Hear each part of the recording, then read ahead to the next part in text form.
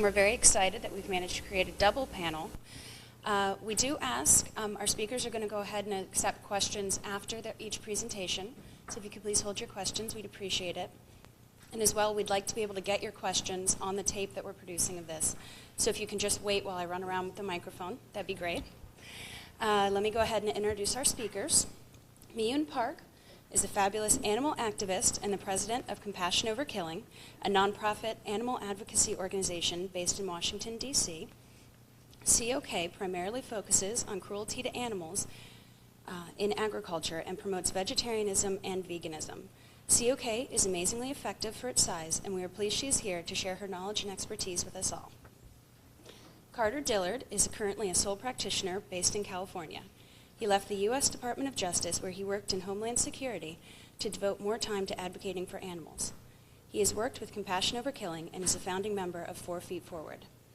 And Matthew Penzer is an effective advocate for animals as legal counsel for People for the Ethical Treatment of Animals, an organization that really needs no introduction.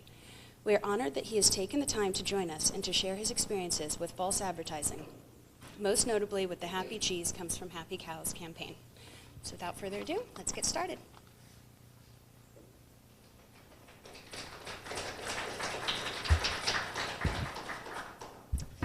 Just wanted to start out and thank Laura and Jeff and Sunrise and Shelby and everybody who brought us here together to talk about these really important issues and for treating us so well.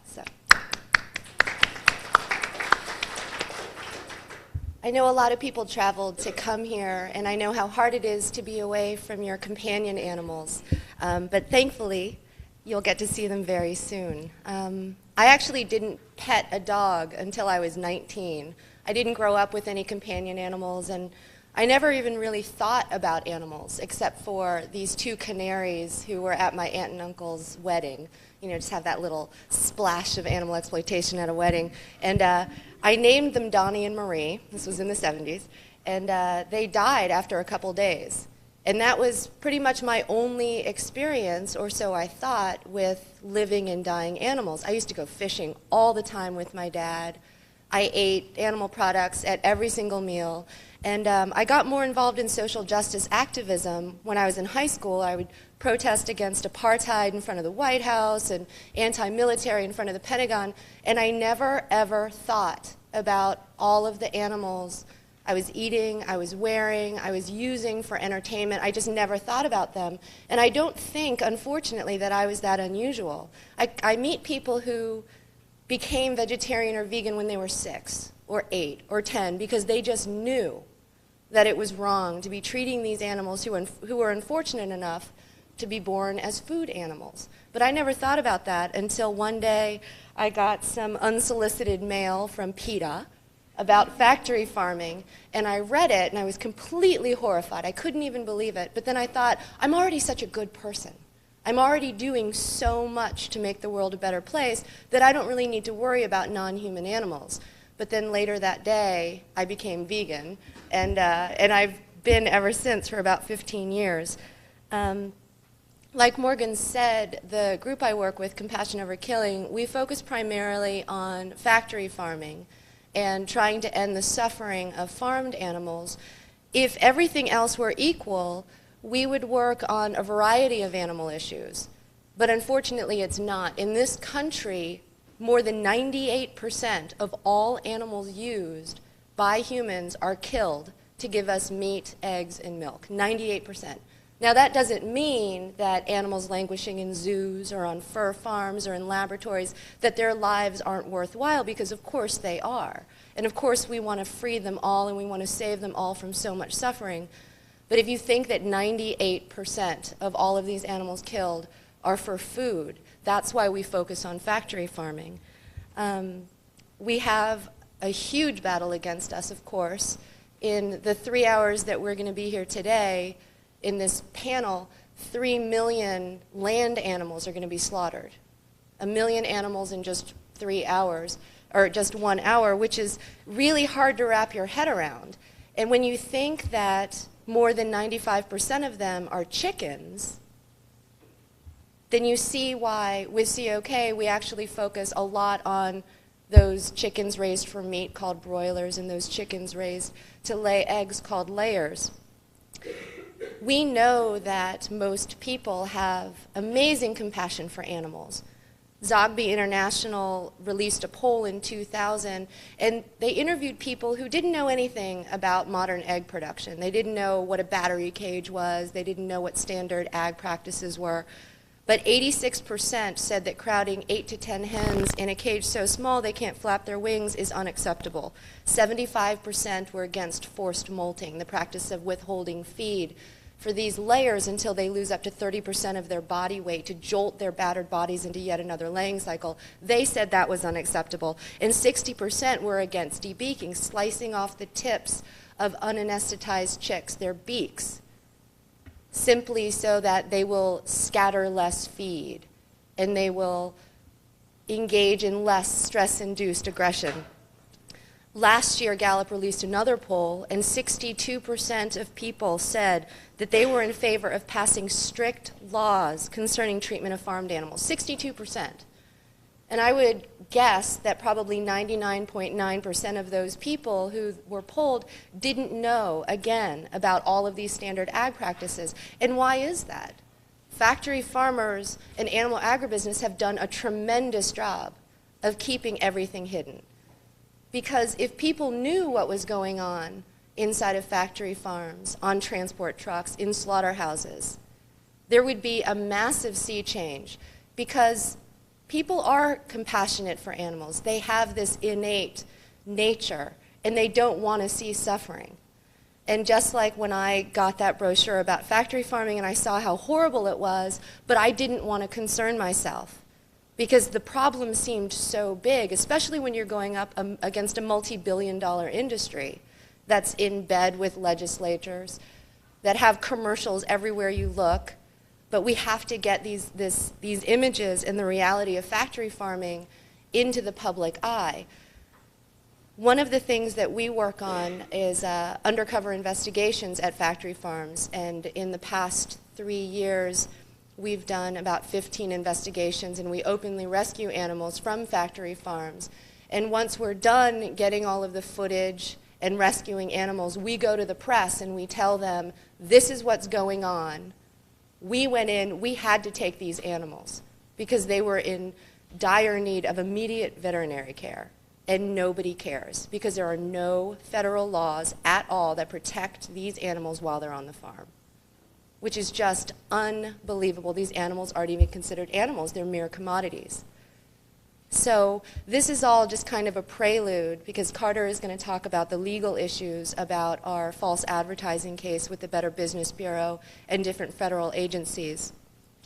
I wanted to take a couple minutes and show you some video clips from press that we've gotten from our investigations, just to show you the power of getting these images out there and showing what it is that agribusiness is trying to hide.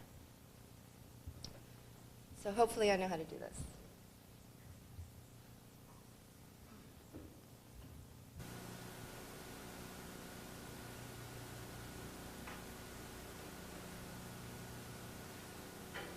An animal rights group releases an undercover videotape that shows what it claims is animal cruelty at some Maryland livestock auctions. Eyewitness News investigates. Suzanne Collins shows you the tape and then asks the auction owner to explain his side of the story.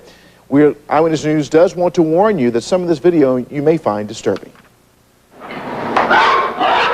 The group Compassion Over Killing took an undercover camera to 3 auctions in Frederick, Hagerstown, and Westminster, owned by B&J Auction. They claim their tape, made between October and December of last year, shows abuse. We documented people kicking animals in the face, dragging animals who are too sick or injured to walk, carrying animals by their legs upside down or by their ears or by their tails. The owner of B&J Auctions says in most cases on the tape, one employee is responsible for what's being called abuse, an employee they dismissed after just 3 weeks. He says the tape shows only a few isolated cases, not the whole picture. But the owner says he's learned from the tape. You're never too old to learn, and you know, we're going to use this tape as a training tool to our employees. Shortly after birth, They are ripped from their mothers. The activist group promotes vegetarianism and kindness to animals. The auction house comes from a different perspective, providing farmers with livestock meant for food. On the tape, the activist group claims electric prods are used excessively. The auction owner says animals do get caught up sometimes, but they use prods sparingly. The owner of B&J Auction says some of the mistreatment seen on the tape is not his employees at all, but instead farmers coming to or from the auction, and he cannot control their behavior. The tape claims gates are slammed on animals unnecessarily and they are forced through narrow chutes, and there are dead animals. Nobody wants damaged goods. So, I mean, sometimes the animals come in damaged. It's out of our control. Suzanne Collins, WJZ Eyewitness News. The animal activist group says people bothered by the treatment of animals at auctions should protest with their plate by going vegetarian. Right now, here are some of the other stories making headlines. Logo is on the eggs in your fridge, and if it is, you won't want to miss a special investigative report tonight, including some exclusive video that might make you think twice about what's on your breakfast plate. Well, tonight the egg industry is under fire because of a controversial seal of approval, and that seal may be on the egg carton in your refrigerator. As Jonathan Hopgood reports now, several groups claim that the seal is nothing but consumer fraud. Dave and Anne-Marie, we discovered that most eggs you buy have an animal care certified seal on them. Probably makes you think you're buying eggs that come from chickens that are humanely cared for. But Eyewitness News 5 has obtained disturbing undercover video of an egg-producing chicken farm in Maryland that animal rights groups say prove otherwise. We warn you, some of the video you're about to see is disturbing.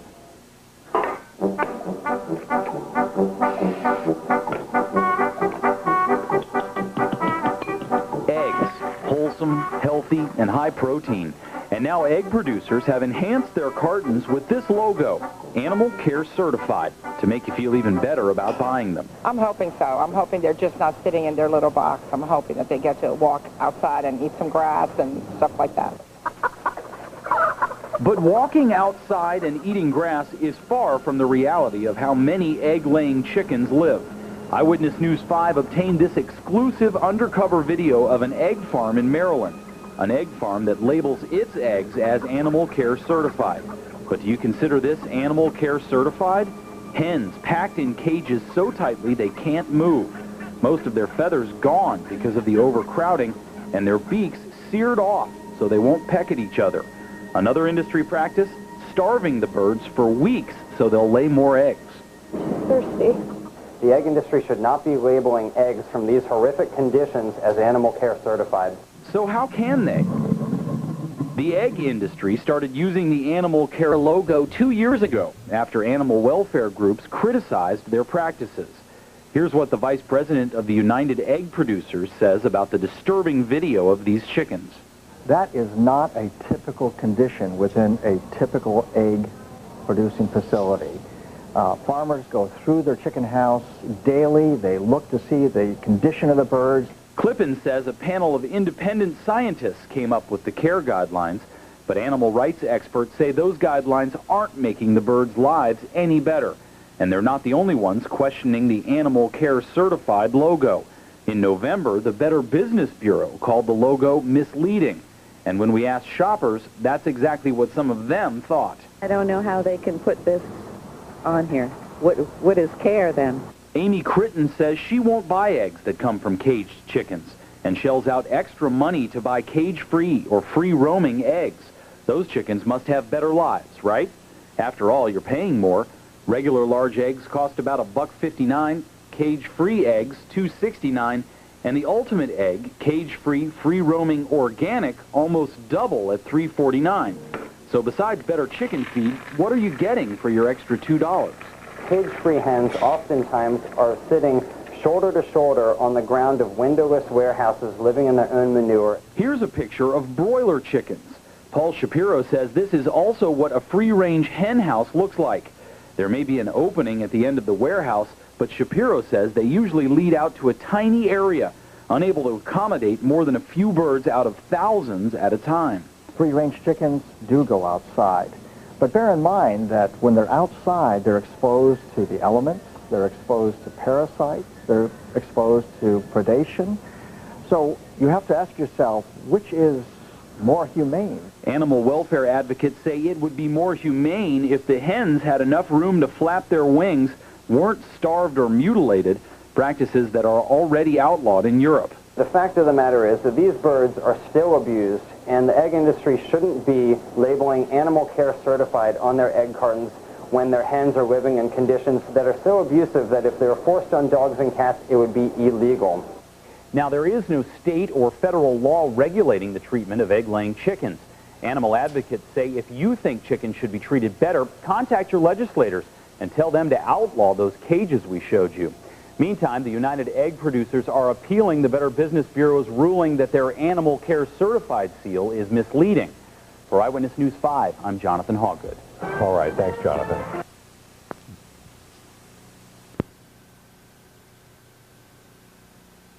When you think of egg farms, scenes like this likely come to mind.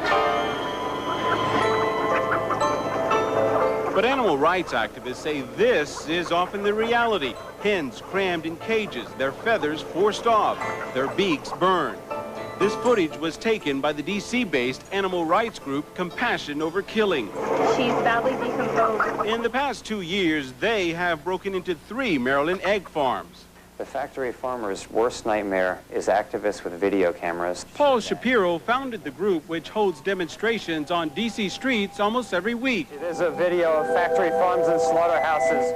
That's where they show their video and PETA video of alleged farm animal mistreatment to get their message across. I guess I just never really thought about it. Now that it's kind of in my face like this, it really makes me, feel how awful it is for these animals and how I really should, do something about it. Hens who lay our eggs never see sunlight, they never touch earth, and they never even flap their wings. Shapiro says he and other activists found horrific conditions on all the farms and add these farms are typical of ones across the country. What appalled them the most, cage size. A standard chicken farm generally houses about 100,000 birds, but keep in mind they can hold up to 1 million. They're kept in long warehouses in what are called battery cages. And they're pretty packed in there, too. Keep in mind that the average size of a hen is about the size of a football. That means farmers must give hens about 48 square inches in which to live during their 18 months lifespan. That means they can fit about 8 hens inside of a cage, much the size of this. But because of pressure from animal rights groups, the egg industry has asked farmers to give hens more space. And all that is required under the new regulations is for farmers to remove 1 hen from the cage. But keep in mind, they're not required to do so. The industry right now is trying to come up with new requirements that would give them only a minimal amount of more space that still would not even be enough to be able to flap their wings. But the egg industry says hens don't necessarily need to flap their wings and maintains making cages any bigger would be a waste of space. The research showed that it was humane to have chickens in cages. In fact, they would prefer to be in cages. Clippen is spokesman for United Egg Producers, or UEP, which represents 90% of the country's egg producers. He balks at Compassion Over Killing's findings, saying hens are actually more sanitary in cages because they don't peck their own droppings. Another issue, keeping droppings off the hen's skin and their feathers. These hens are stacked 1 cage on top of the next cage below, meaning that oftentimes the manure from hens above will fall on top of the manure in hens in the lower cages. The UEP denies it. Every poultry farmer would look to make sure that does not happen. No one wants feces falling on chickens. But sometimes the chickens fall into the feces. Compassion Over Killing took these pictures of hens in manure pits. Shapiro's group also documented dead and rotting chickens sharing cages with living ones. And her head is resting on the egg collection belt. You can see these 2 eggs here. And there's video of a hen strangled to death, apparently by cage wires. The egg industry says that may actually be the activists' own doing. When they go in at night, the chickens are resting, the lights are off. When they turn on the lights, chickens are very flighty. They will respond to that. They may run to the end of the cage. They may hurt themselves because of what these groups are doing. But animal rights groups maintain no one is looking out for the hens. And they're right. there are no federal laws protecting farm animals. If the abuse that these hens endure were forced upon dogs and cats, there'd be prosecution in all 50 states. In other words, owners can legally treat hens any way they want. The Humane Society says that's simply not right. We feel that what is standard in the industry is inhumane. It doesn't take that much more in political will or in economics to give hens the facilities they need. But the egg industry sees nothing wrong with the way they're doing business.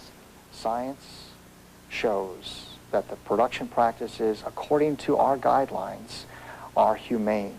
And that's what the industry is going to adopt, and that's what the industry is going to follow. Meanwhile, Compassion Over Killing will continue to peck at the industry, hoping their weekly protests convince at least a few people to think before they buy.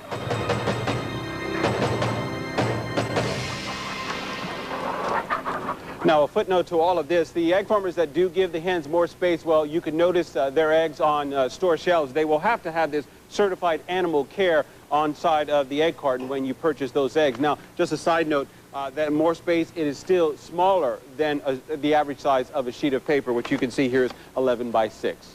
Will? And Robbie, just to clarify, farmers don't have to increase the living space? No, Will, this is absolutely voluntary on the part of the farmers, and they actually have 5 years until 2008 to do so. And a footnote, what we were talking about. What it calls cruel conditions at commercial egg farms exposed to the public. Suzanne Collins reports the group claims it went into a Maryland farm late at night and videotaped these conditions. We're in shed number 5 at ISE America. We've discovered this hen whose head is caught underneath this feeding rail. The group Compassion Over Killing insists this video was made at ISE America Egg Farm in Cecil County. That company says it's not so sure because no one spotted any trespassers and the Eastern Shore Company has not seen the tape. We found a bird who is dead in her cage. She's obviously been dead for quite some time, seeing how decomposed she is. The activist group, whose members do not eat meat, claim sick birds go untreated. We're talking about dead hens in cages with live hens, hens who are immobilized or entangled in the wires of their cages with no access to food or water. The vice president of ISE America says it wants healthy hens because they will be more productive.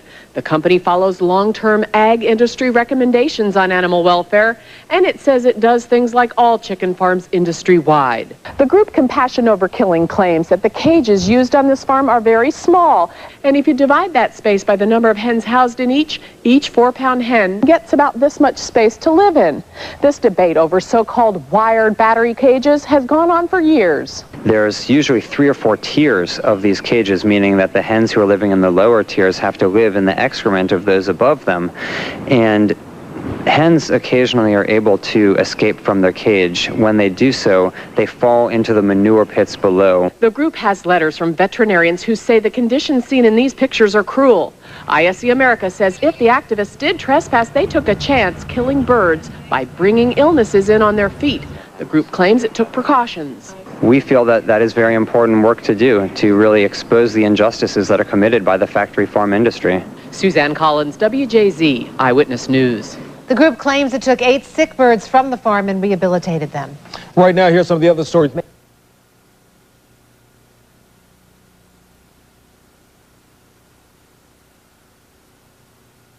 Old MacDonald had a farm, E-I-E-I-O, and on that farm he had a chicken, E-I-E-I-O, and on that farm he had a pig, E-I-E-I-O, and on that farm he had a cow, E-I-E-I-O.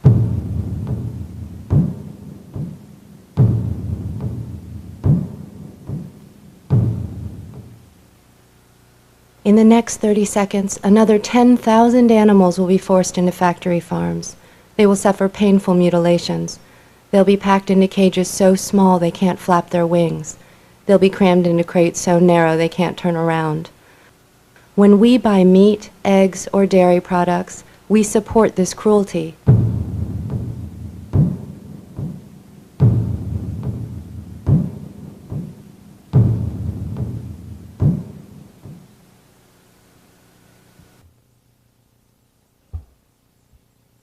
You know, it's so amazing to think that we have to talk about whether or not keeping hens in cages that are so small that they can't even flap their wings is humane.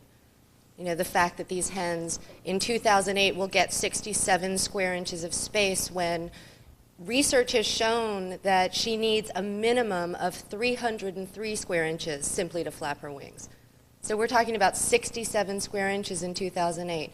The fact that we have to talk about whether or not caging hens in these wire mesh cages so that they will never once feel sunlight on their backs or give birth or feel the earth underneath her feet, that we have to discuss whether or not this is humane treatment, whether or not this is an issue of animal care and welfare.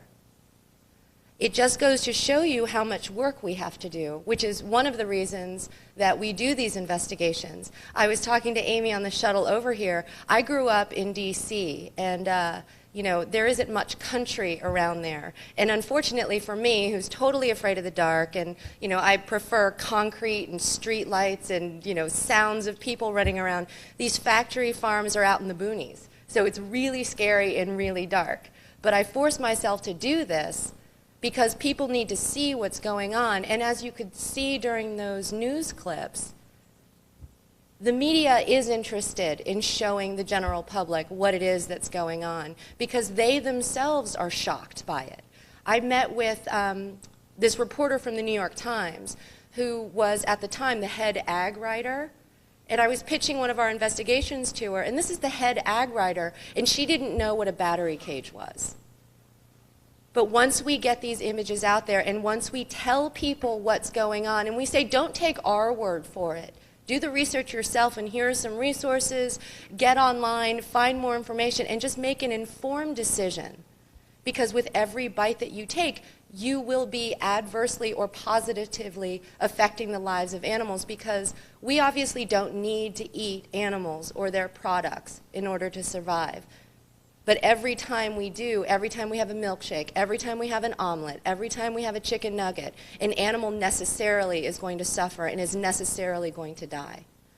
So that's why the work that we've been doing and the work that PETA has been doing in terms of attacking agribusiness through false advertising suits and petitions is so important because for those people who may not want to be concerned about animal issues, despite that inherent compassion most people have for animals, they don't want to be lied to, and they don't want to be deceived, especially in terms of advertising. So I guess we have time for a couple questions, and we're going to take more questions at the end. So if anybody has any questions, otherwise I'll turn it over to Carter.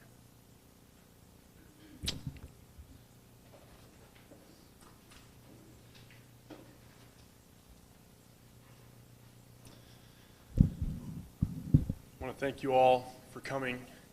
Obviously, it's very important, this work, and we think that false advertising law is a way to target the industry that's unlike any other sort of law. And first, I want to start with a few questions, maybe be a little more interactive.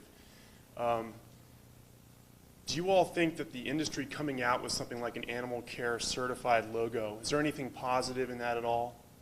Can anybody think how that might be positive? That's right, if they're establishing improved treatment for the animals that they comply with. Industry is responding to consumption and consumers. Consumers, they wouldn't put it on there if consumers didn't want to feel like the product that they're buying is an improved product in terms of the treatment of the animals.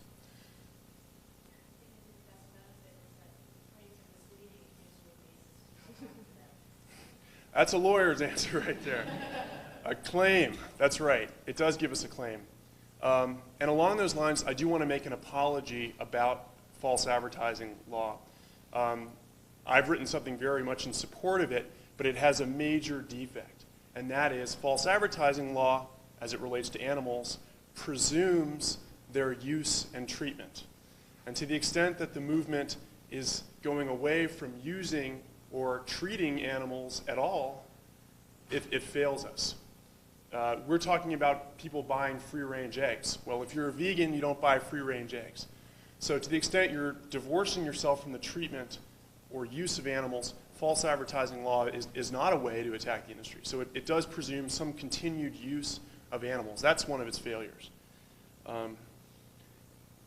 Essentially what you've seen is the basics of false advertising. A logo that doesn't comply with the actual conditions. That is essentially it. But since it's a law conference, we'll sort of get down to the nitty-gritty of the rule on the subject. And in the next half, we'll actually have some examples and a little Socratic interaction for you law students that came in here on a Sunday to get it all over again. First of all, I want to talk about the 3 reasons why I think that false advertising law, to the extent you continue to use and treat animals, is so important. First of all, I would argue that unlike any other sort of law, false advertising law gets animal treatment in a public forum. Let me explain. The Animal Welfare Act, what's one of the major deficiencies? Anyone that was at Mindy's speech as well, it's where I was yesterday, probably knows this. What's the problem with the Animal Welfare Act?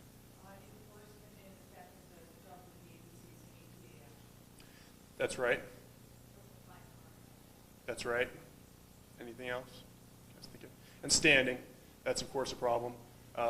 Private citizens, groups like COK can't bring actions. And for those 3 reasons, the AWA doesn't give us a public forum to discuss animal treatment. And when I say a public forum, I mean a court. It can happen in the legislature, not in this legislature, not in this Congress, but it can happen there. But preferably, we lawyers can bring it by force to court. We can't with the AWA. Animal cruelty laws, again, normally they don't cover farm animals. Furthermore, we're left to recalcitrant DAs to bring these cases. They don't bring these cases. That can't help us. And in civil law, there's the major impediment of the notion that animals are property.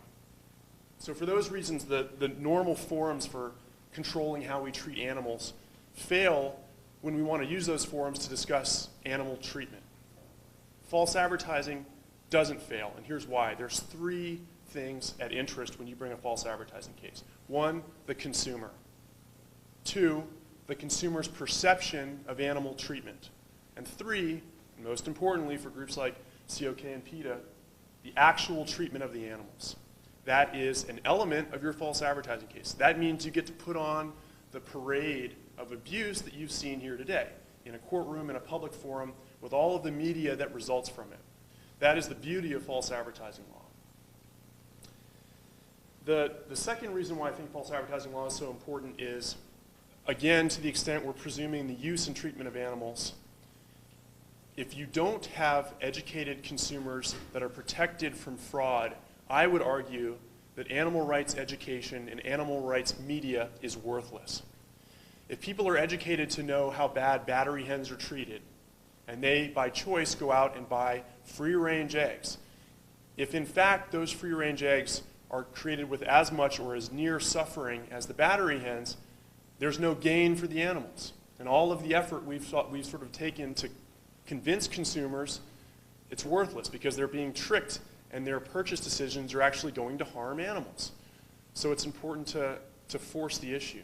It's also important because industry has an incentive to lie in these cases, much more than it has an incentive to lie, to commit false advertising in other cases. That is because, as the program noted, these products, products which are more animal friendly, cost more to produce, and purchasers will pay more for those products. There's lots of surveys that, to assuage their guilt and conscience, purchasers will pay more money for products they think are humane.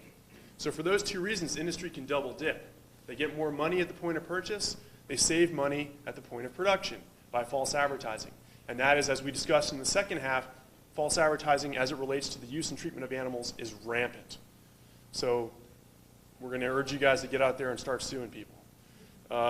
The third reason is that unlike a lot of legal forums, animal lawyers get a warm reception, relatively warm reception, when it comes to false advertising law. And that is because you are not there to protect the animal. I would think that's a good reason to normally go, but most courts don't. You're there to protect the consumer. And you know, in America, nothing's more important than the consumer. You go to say, I'm here on behalf of Joe Bag of Donuts because he's being tricked. And if he's being tricked, the free market isn't working. And what animal advocates have always been told is, don't regulate humans' behavior. If you want to do something, go to the free market. Convince consumers. So when you go to the court, you can say, well, we're doing what you said to do. We've educated consumers on how to make market choices and social change to better animals. And in fact, because of the false advertising, because of the fraud, it's not working. And I would argue that agencies and courts, with increased complaints and increased education on what I term ethical consumption, will be more likely to respond to these arguments and to crack down on the false advertisers.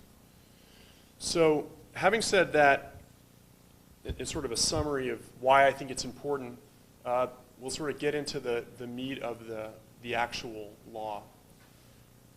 False advertising has got a pretty simple definition, and we'll unpack it. This, by the way, is just a compilation of state law, federal private law, which is a cause of action known as the Lanham Act, and federal public law, which is under the FTC's Act.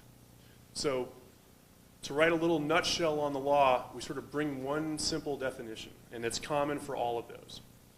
False advertising is a material representation or omission of fact likely to mislead reasonable consumers. Now, that's a mouthful, but anybody who's been through contract or torts in the past week knows that that's a relatively easy rule. One rule, and with it a few implicit exceptions, but it's pretty easy to remember. We can sort of take this apart with some examples. A representation, that can be express or implied. If you see a product that says free range on it, what do you all think that representation? I think that's, what are they representing, and is that an express or implied?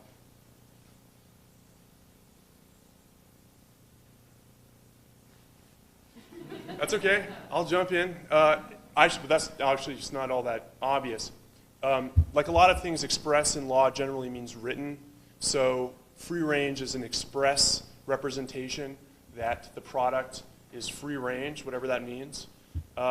What if we see a product that shows, for instance, an egg carton that shows a diagram, or rather a design of hens wandering around a bucolic field of grass?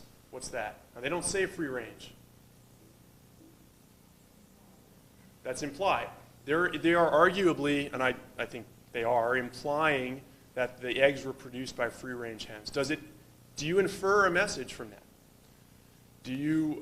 Does the term free range imply something? It doesn't have to because it's written, it's expressed. So they're stating something in one case. In another case, you're inferring it from the package itself. Omission. Remember, it's a material representation or omission. So what might be an omission? If you're in an area where people don't know what free range is, and your product is a result of an animal wandering free range around its 5-foot pen, it might be an omission to let people know that when you say free range, you mean free range of the animal's small pen.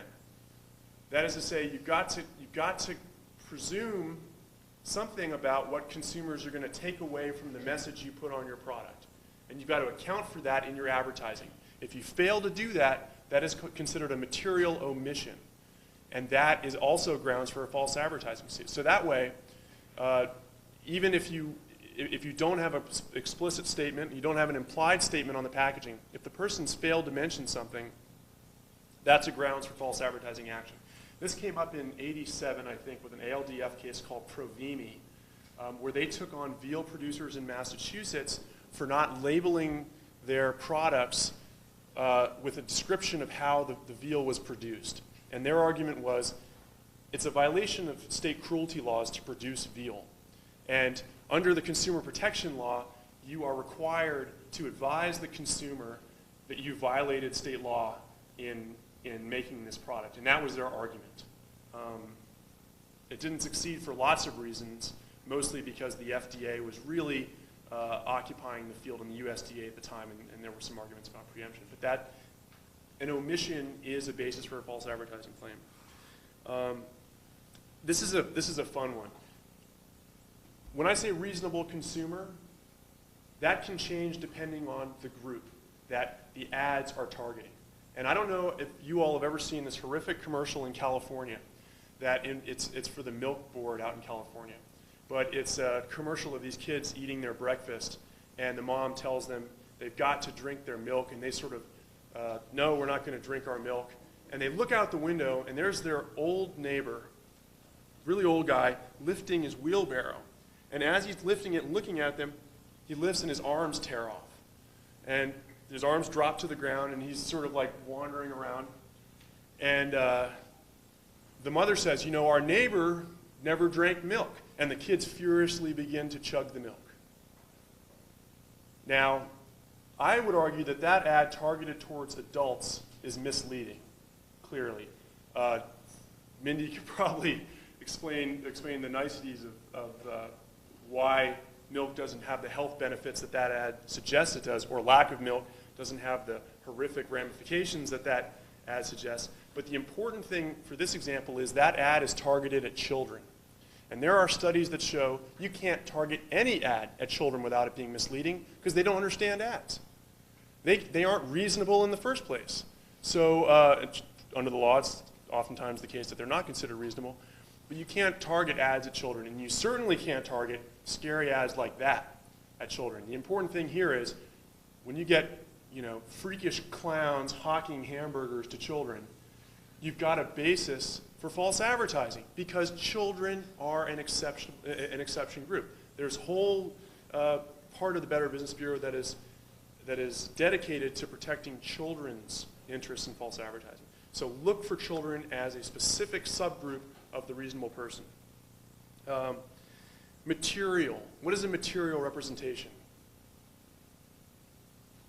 Bueller?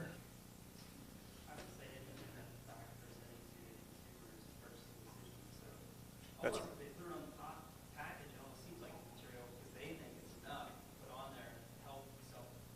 That's right. Material means it affects the purchase decision. The consumer relies on that representation. If there's something on there that the consumer doesn't care about when they purchase the product, it's no good for false advertising law. You've got to establish that element. Corey points out, well, it ought to be that the courts presume materiality because why would a producer go to the trouble and expense of putting an ad on a product if they didn't think it would affect consumer choice? It's quite a good argument. Under the law, however, courts will not presume materiality unless you can show that the message the consumer received from the ad is the same message that the producer intended to send.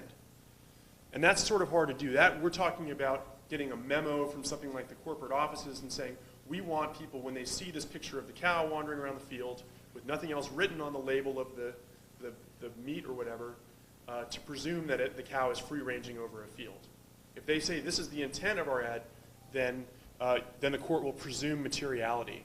But for whatever reason, as Corey points out, they don't make the leap that all representation should be material because their point is that the advertisers do advertise with intent to convince consumers, but it doesn't always work. They may put a label on there saying, well, I'm putting it on because it's going to convince the consumer to do this. Unless there's evidence the consumer actually got the message, it worked, then the court won't presume materiality.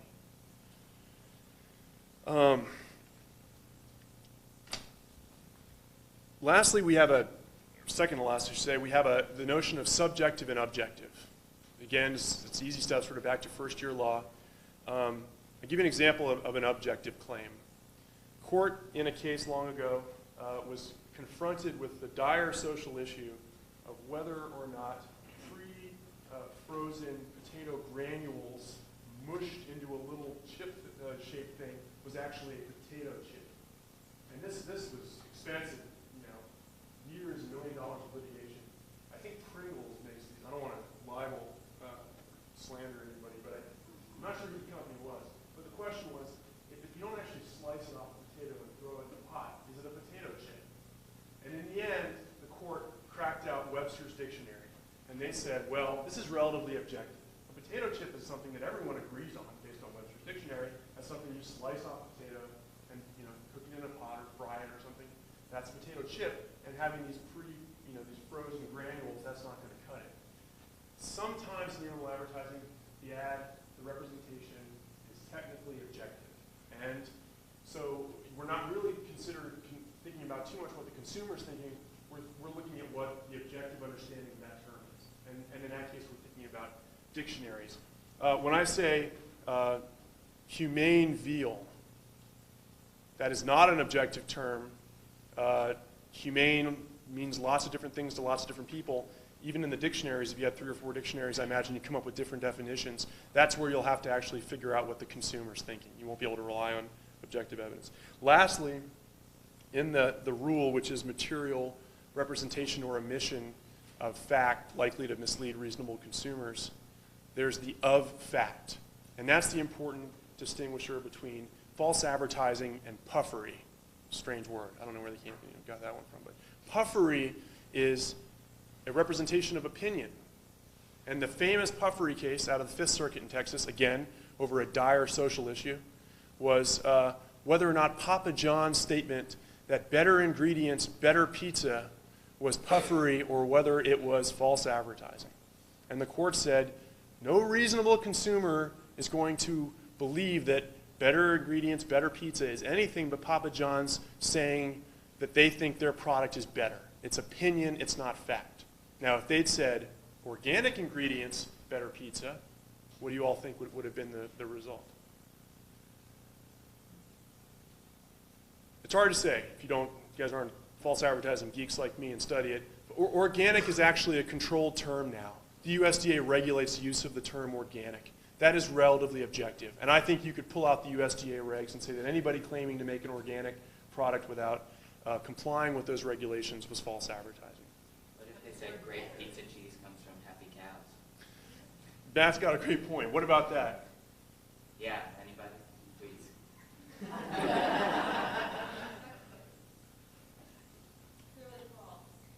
Very false. And I don't know. That's a good question. That's a good question whether that's objective or subjective. I don't think it's puffery. I think it's false advertising. But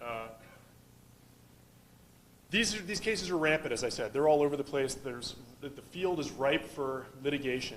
And the good news is in some circumstances, you can get damages. Find yourself a free-range producer. Find yourself a free-range market, a retailer, and convince them to sue under the Lanham Act. You get damages, lots of damages, which is something else that's unusual in animal rights case. You can forward those back to your deserving organization. Finally, we'll just quickly hit the ads themselves and the evidence necessary to make your case. First thing you need are the ads themselves. The court needs to see the ad that you're talking about. That's quite obvious. What's a little less obvious is you need the background to those ads. When you're in discovery or to the extent you're not in a proceeding and you have to rely on other methods, you want to go out and find what was the company thinking when they came up with this ad? What did they want to convey to the consumer? What sort of market research did they do prior to running the ads? What sort of science did they rely on for relatively objective claims? Why? Anybody want to take a gander as to why that information might be relevant later down the road? Well, remember, if you can show that the message that the producer intended to convey is the same message that the consumers got, there's a presumption that the ad is material and that it's reasonable. You don't have to prove those two things. So if you do come across evidence that a producer wanted to sell free-range beef by simply putting a picture of a cow wandering around a field when in fact those cows were not, you won't have to go through the trouble of doing surveys and all of that. You can simply say, this producer intended to convey this message. And that message is presumed reasonable and it's presumed material. So some of the background research can really help. In the case we'll discuss later on, the animal care certified case, it was especially helpful because we found that they did a survey in which 46% of those surveyed assumed that animal care certified meant certified by the government, not by the UEP.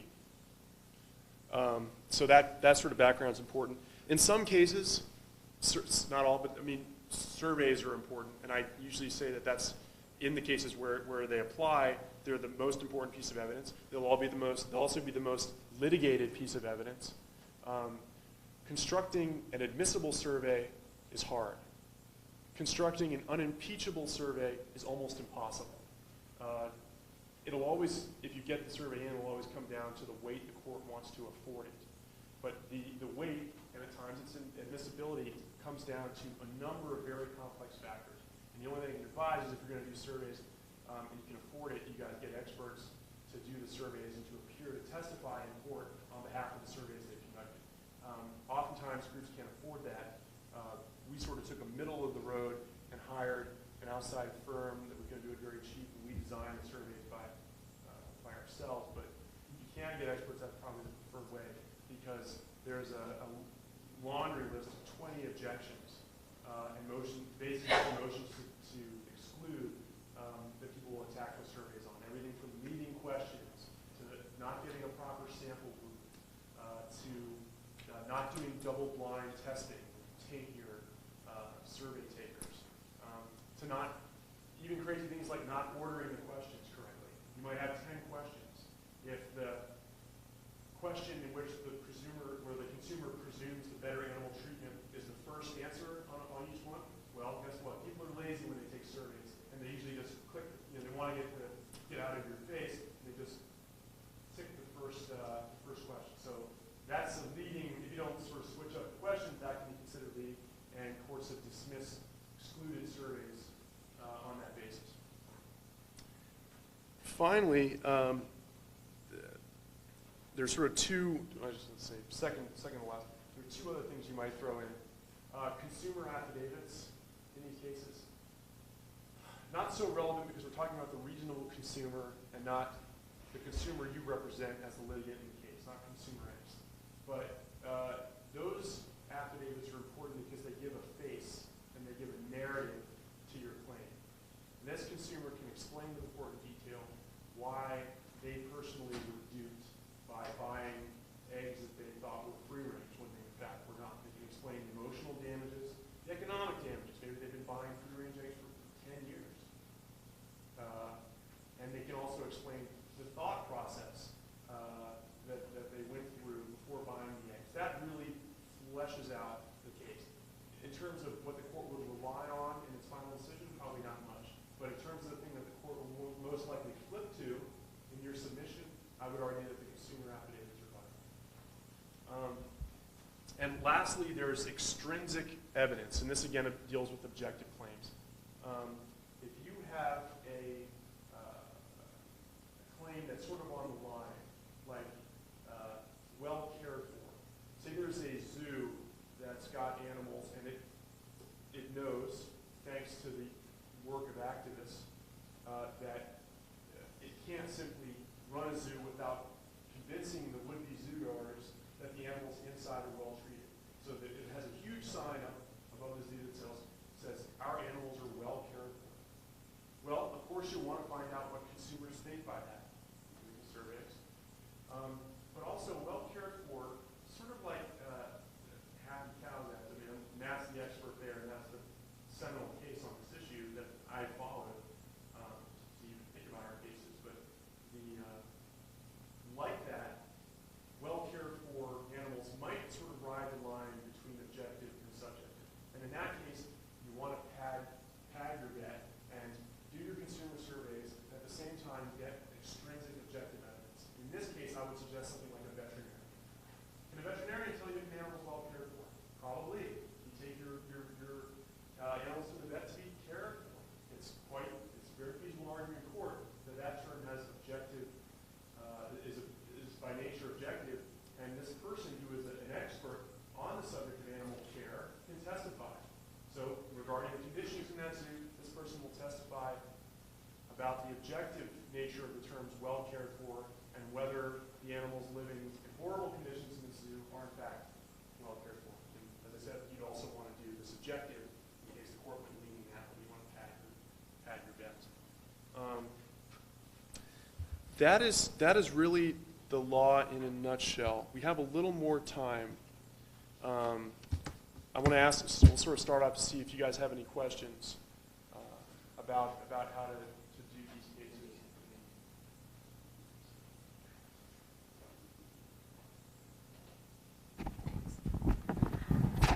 I'm kind of curious about standing. I think, well, for us, California is really the only jurisdiction where you don't have to have standing, you don't have to have an injury to bring a false advertising claim. And I guess even in DC, you still have to have some injury. So the first part of my question is, what do you think qualifies as a sufficient injury for false advertising? That's a good question. I haven't gone much into procedure here because Matt's really the expert and was going over that some. But I can tell you that essentially, when you're talking about federal court, you can't bring the claim at all under the FTC Act. The only way you can bring it is under the Lanham Act. And in that case, they said you've got to represent maybe a free-range producer or a free-range retailer. That's because in the Lanham Act, you have to be a commercial competitor to have standing. The way that the Act is written, in fact, that's not the case. It's got a very broad allowance, but several cases in all the districts, all of the circuits have interpreted the Lanham Act to require you be a commercial competitor before you bring the case. So in federal court, your only way is by having somebody that is being injured commercially by this thing. So say there's a wild animal sanctuary. There's a sanctuary 100 miles away from the zoo that's running its well cared for ad. You would have to find them as a plaintiff to establish standing with the Lanham Act in federal court. State court, it's quite different. In California, as many know, we have Section 17200, which really allows standing for a broad variety of claims against businesses based on their illegal conduct. And because the state statute prohibits false advertising, that's illegal conduct, and you have standing.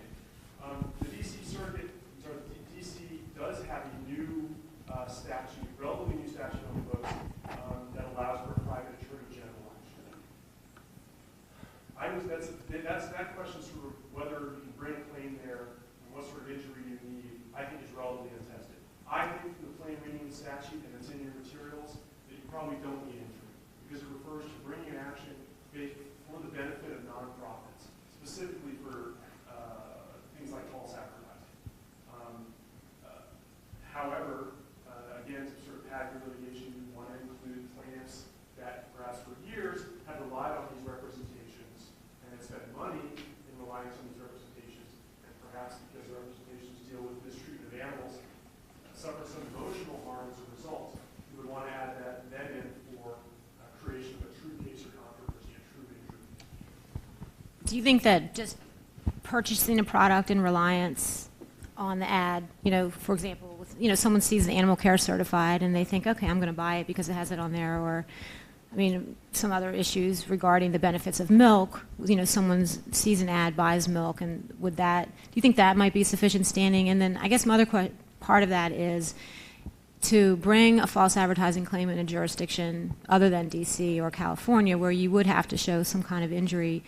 Do you know whether injunctive relief is available in some states? And then would it be of any value to bring, as if you just have one person who's only there, they're not a class action, but just have one person, they relied on the ad, bought the product, the value of bringing a claim in one of those states? I think almost all of the states follow the FTC, the little FTC acts, and injunction is almost available for the cessation of false advertising in all of those acts. In addition to injunctive relief, where you court will order the person to stop running the ads, and some of the injunctive relief also includes running corrective ads, which is the best part, because the advertiser has to admit that they've been lying. There are damages that are allowed in addition to the injunctive relief. Consumers can recoup the money they've lost. Now, the problem with that is, depending on the damages you're alleging, you might be sort of shuttled off to small claims court and that sort of thing.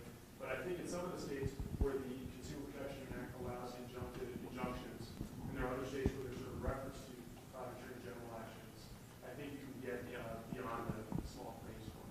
So, yes, in every state that I know of that has a Consumer Protection Act, injunction is available. Many of those states, damages are available. Corrective advertising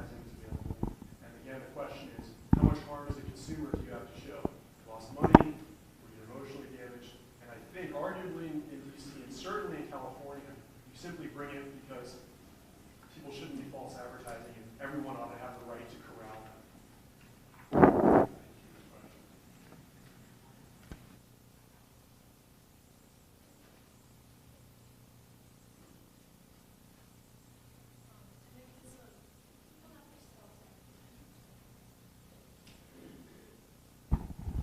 So in the case of Animal Care Certified, would you bring a suit against the UAP, like United Egg Producers, or would you bring a case against the specific farms that are using that logo? We'll, just anybody who shows up in the second half, we're going to discuss ACC in depth, but specifically, we did name the UEP because they are the group that created the ad.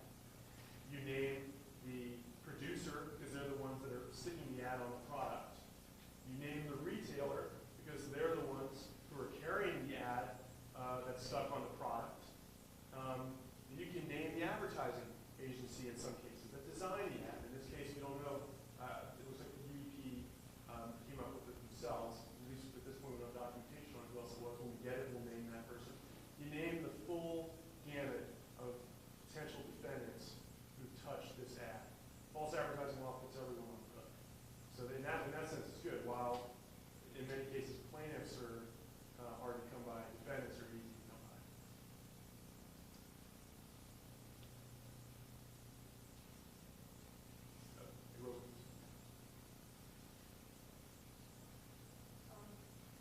Do you run into a lot of protective orders with respect to market research and the science upon which the defendant relies? That is specifically under the FTC and under the Lanham Act and in state court as well. That stuff is oftentimes specifically protected. So you won't be able to sort of publicize the things that they were relying on to get to court. That's because they're proprietary interests. Do you have problems with press releases for that reason? It's a good case because, as sort of explained later, that we haven't gone into the full-scale litigation at this point. We've just gotten a complaint before the FTC referred by the Better Business Bureau. But in those, in the cases where Mina showed you where they were present in the facilities, there wasn't any action to try and exclude that information. Simply because in the Better Business Bureau proceedings, there's no grounds for exclusion. In state court and those sort of things, there might be proprietary arguments why we can't get that in. But again, it would only be subject to a protective order, and the judge, jury, anyone making the decision would certainly have access to that information to establish the actual conditions, to establish the science on which the producers and advertisers were falsely relying. So you're right, it won't be as good to show that the actual product that Joe Vaganos is selling had caused harm to consumers, and that he should have known that before he put it on the market. Sometimes that stuff's proprietary. But at least when you're before the Better Business Bureau and you're filing petitions with state agencies and federal agencies, there's no opportunity for them to exclude this.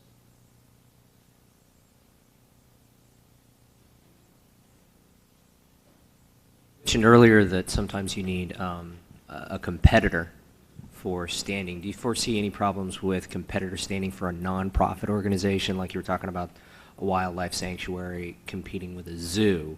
And since we're talking about commercial endeavors here, are there problems there, and how would you address those? That's a really good question, and I honestly don't know the answer to it. To be honest, that's something I would have to sit down and argue.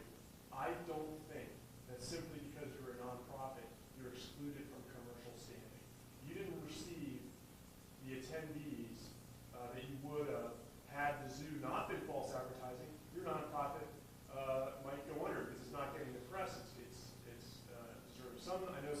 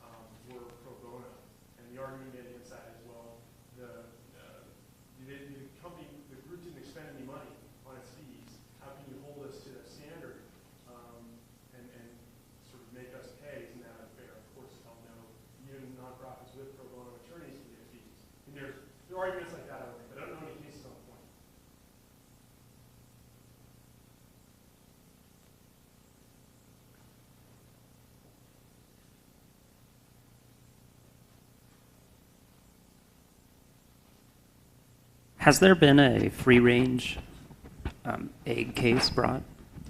Not to my knowledge. The term free range is not controlled by the USDA. As I said, the term organic is. And organic has certain implications for how animals are treated. The term free range is much more, I think, it's a much more loaded term than organic. Has not been regulated by the USDA.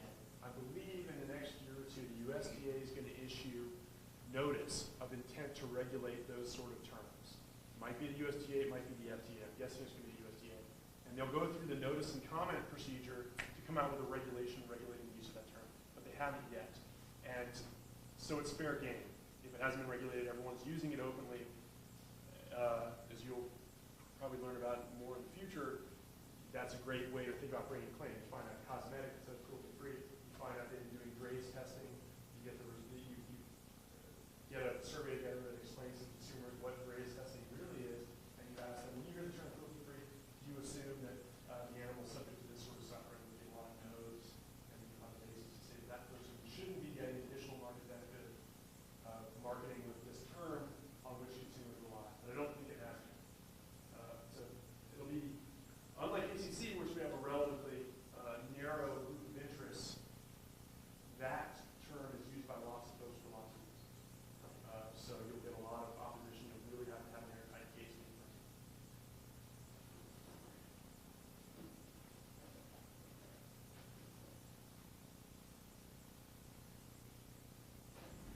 I work for a veterinary and medical device company, and I'm in the unique position that I approve all labeling and advertising before it goes out.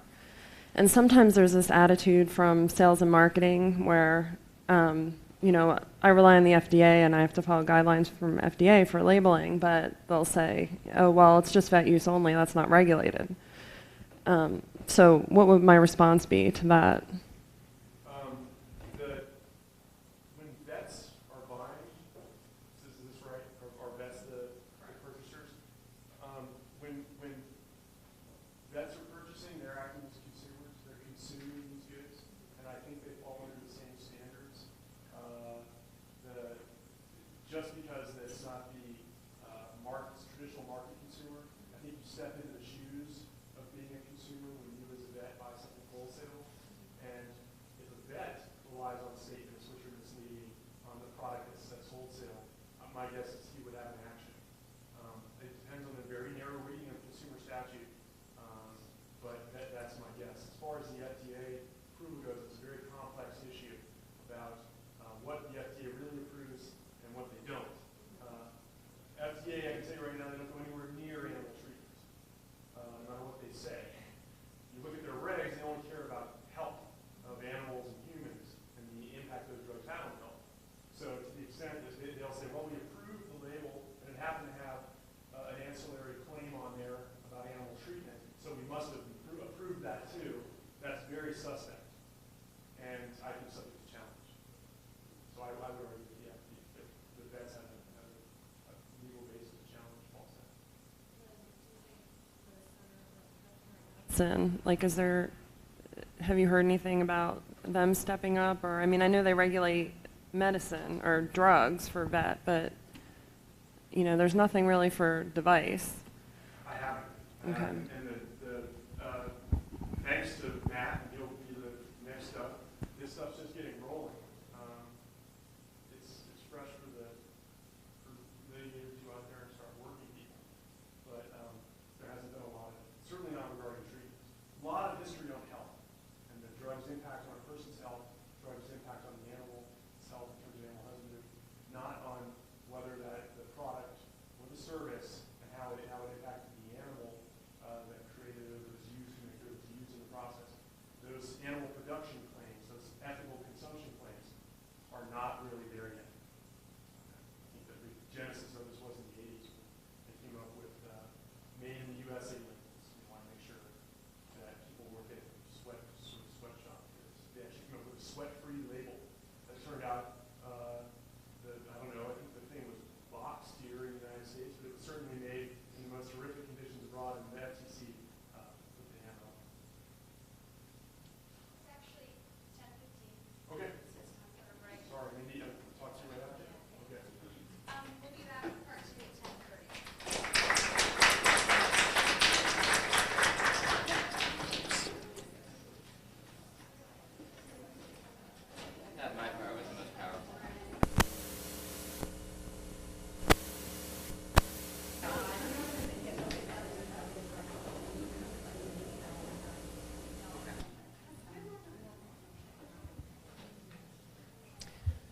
Welcome back to part 2 of legal actions against false advertising. And just a reminder for those who are joining us just now, I am trying to run around and get on tape everybody who's trying to ask a question or make a comment. So if you can just bear with me and pause while I run under you. Thanks.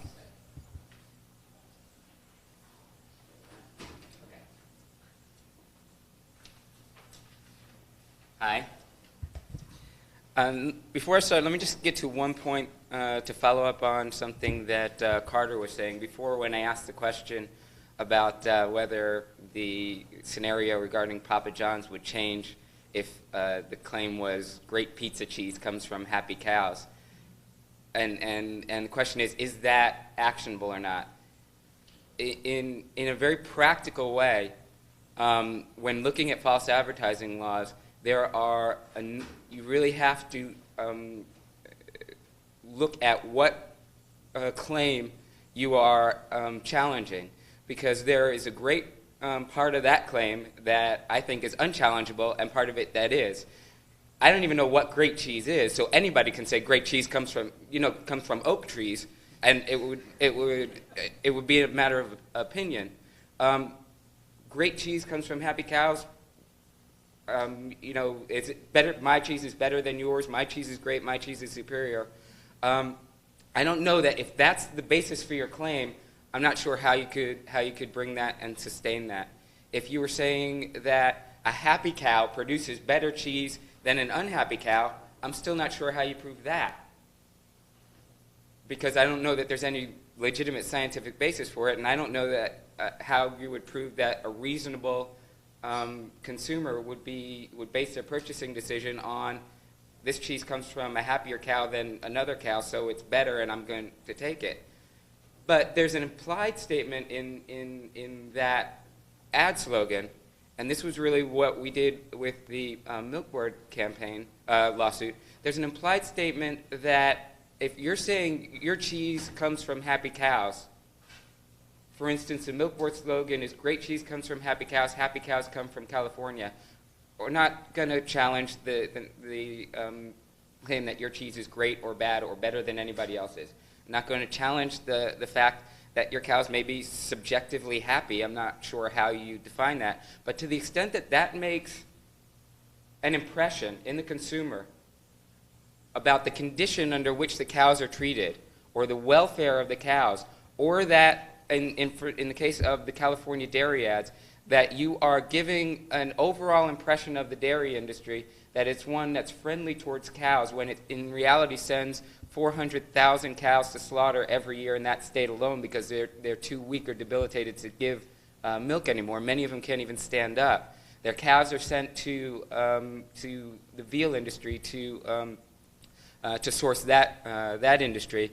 The EPA says that the California groundwater basins have been polluted. Something like 42 of California's groundwater basins have been polluted by California's dairy industry. So the extent that you're saying great cheese comes from happy cows come from California, and you're talking about clean air and sunshine and showing these ads that depict the California dairy industry as some pastoral scene that is far from the reality, and don't give consumers any mechanism for determining that that's not the reality of the California dairy industry, either in the conditions under which the majority of cows are kept or in the environmental conditions that result from the industry. That aspect of the slogan, we think, is quantifiably misleading. So when you take one statement, and there are a number of different implications from that statement, and if any of them are misleading, that's the actionable part. So not necessarily that great cheese comes from happy cows or that my cheese is better. Most of that is just opinion, and while we may disagree with it and be thoroughly annoyed by it, I don't see that particular part of the claim would be actionable. We brought, as they said earlier, I'm with PETA, and we brought 2 so far litigations for false advertising, and then we filed a number of Attorney General complaints, which we'll talk about later as various options. One was against the state of California, their milk board, for false advertising in this dairy campaign that we were just mentioning, and the crux of it is that great cheese comes from happy cows come from California. It shows cows singing and joking and laughing about and enjoying the carefree life that any good dairy cow in California would, even though a dairy cow in California lives an average about 4 years before having to be sent to slaughter. About 40% of them, they estimate, are suffering from some type of infection, whether it be lameness or udder infections or something else. They don't live in the green fields that are depicted in the commercials. The average national herd size for dairy cows is 60. In California, the average herd size is 720. They give more than 20,000 pounds of milk a year. They are repeatedly impregnated to keep them lactating. The male calves are of no use because they don't grow fast enough to be beef cows, and they can't be grown to be replacements for their parents, so they are sent to source the veal industry. There isn't a veal calf in this country that isn't the offspring of a dairy cow. That's where the veal industry comes from. All of that is legal. But the dairy industry knows that image, can you imagine a depiction of the dairy industry that showed that? It wouldn't sell anything, and they know that. They don't have to depict the actual conditions of the industry. There's no law that forbids them from doing much of what they're doing, and there's no law that requires that they disclose it. But there is a law that prevents them from misleading people about it because they know that people care about that thing. And those are the laws that we're looking at, and we're targeting specifically the impressions that they're giving, not specific statements necessarily, but the impression that they're creating. We talk about I think Meehan and Carter really have set the stage, talk about just how important it is that we challenge, that we get out there and challenge these companies that have more resources than any of us can imagine, and they know. The reality is they know that people care about animals. We know that nonviolence is an important value to people. We know that compassion is an important value to people. We know that if people made the association between the way they care about dogs and cats to animals such as cows or pigs or chickens that are just as capable of suffering, that from a business standpoint, that would hurt sales. The question is, we know that it's profitable not to take animal welfare into account. The value to a business of a chicken or a dairy cow or a single pig is minimal. It certainly isn't profitable to provide a chicken with more space. It's not profitable to provide to spend money on veterinary care for sick animals, and it's not profitable to tell people that those types of things don't make good business sense. There's no way to raise 9 billion chickens and say that welfare is our #1 priority, even though that's what the industry would have us believe. What we can do, though, is prevent the industry, while it's abusing animals, from doing it in a closed door with the lights out and putting a pretty picture in front of them. If we can get rid of that picture, open the door and turn on the light, then law or no law, how long are they going to be willing to do that in plain view of everybody? And what the false advertising laws do, it doesn't change one bit of the conditions under which these animals are kept. Carter said that earlier, and he's absolutely right. The false advertising laws don't take welfare into account one bit, and they won't change the conditions or the treatment of these animals at all. What they will do is level the playing field that facilitates a dialogue about their treatment. Because there's no way that a nonprofit like PETA or COK can match the resources of any one of these industries. The California dairy industry alone is a $4 billion a year industry, and the state is the one sending their attorney general to defend the milk board in the lawsuit. So it's the state of California, the Attorney General's Office of California against me.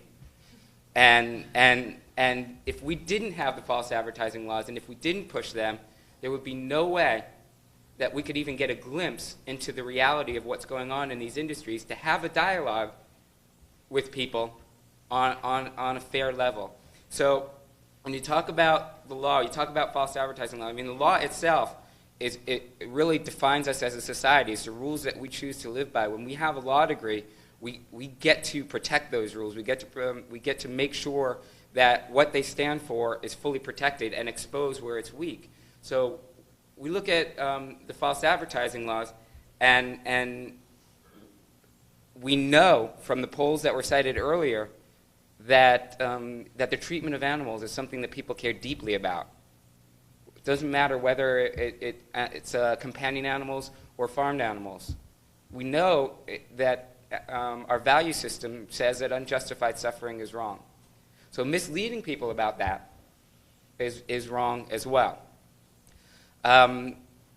We came to situations with the California Milk Board, and also we filed a lawsuit against KFC last year. Now, to put it in perspective as to what we're dealing with and what these corporations are used to getting by with, before filing the lawsuit against KFC, I sent their president a 5-page letter detailing, I don't usually do this for a lawsuit, and I don't hand the other side a litigation memo that basically amounts to everything I'm going to argue in the case. But in this case, given the fact that KFC and its parent company's marketing budget for 1 year exceeded PETA's total operating budget for the next 100 years, I figured it couldn't hurt to try that first. Sent them 5 pages saying, look, I know you're going to be annoying, and I know we're not going to like what you say about the way you treat chickens, and I know we have a very different opinion as to what constitutes humane care. But you have on your website things that are flat out false. They were saying on their website that chickens raised for KFC suffer no injuries, that chickens raised for KFC suffer no pain. We know that 35 million chickens that are raised for KFC every year don't even make it to the slaughterhouse because the conditions that they're raised under are so intense that they can't survive it. They can't survive the 6 weeks from birth to the trip to the slaughterhouse. 35 million of them die. Millions more arrive at the slaughterhouse with broken wings and broken legs. And once they get to the slaughterhouse, we know that approximately, I think it's between 3 and 4 million a year, miss the cutting machine and the backup cutter and end up being scalded alive in the defeathering tank. So we know that when they're saying things like they guarantee that chickens arrive at the slaughterhouse free of injury, that they suffer no pain, that we use state-of-the-art slaughter equipment, these things are false. That chickens received no growth-promoting substances. They had that on their website. When these chickens have antibiotics added to their feed, a practice that the American Medical Association said needs to be phased out because it's dangerous to humans in the buildup of antibiotic resistance, but because of the numbers of animals that are raised in the agriculture industry, because of the conditions under which they're raised, these antibiotics are added to their feed to keep them alive, and they also average about between 8 and 10% faster growth with less feed than if they were not getting the antibiotics. So the industry adds them to the feed and put on the website, KFC put on their website that we don't give our chickens any growth promoting substances. I told them in the letter that's flat out false. If they cared, first of all, if they cared about doing the right thing, they would have changed their website, at least not to give inaccurate information. If they were even concerned that somebody like PETA, with our limited resources, would challenge them to a litigation that they know they could bury us in discovery, go on for years, and come out the other side of the litigation with somebody saying, well, this was our opinion, and you have your opinion, and it's a wash years down the line. They are very confident, and we know this from not only advertising, but from all the corporate scandals that have been in the spotlight recently, but have been going on for a long time, what they can get away with, they can't be trusted not to. I got a letter back from the, not from the president, not even from their legal department, which I would have thought if they were taking it at all seriously that they would have had a lawyer send it coming from one of PETA's lawyers, but from a public affairs officer saying, we disagree with you, we're not changing anything. And I can almost guarantee that they never believed that we would file a lawsuit because it hadn't been done in that context before, and we filed one.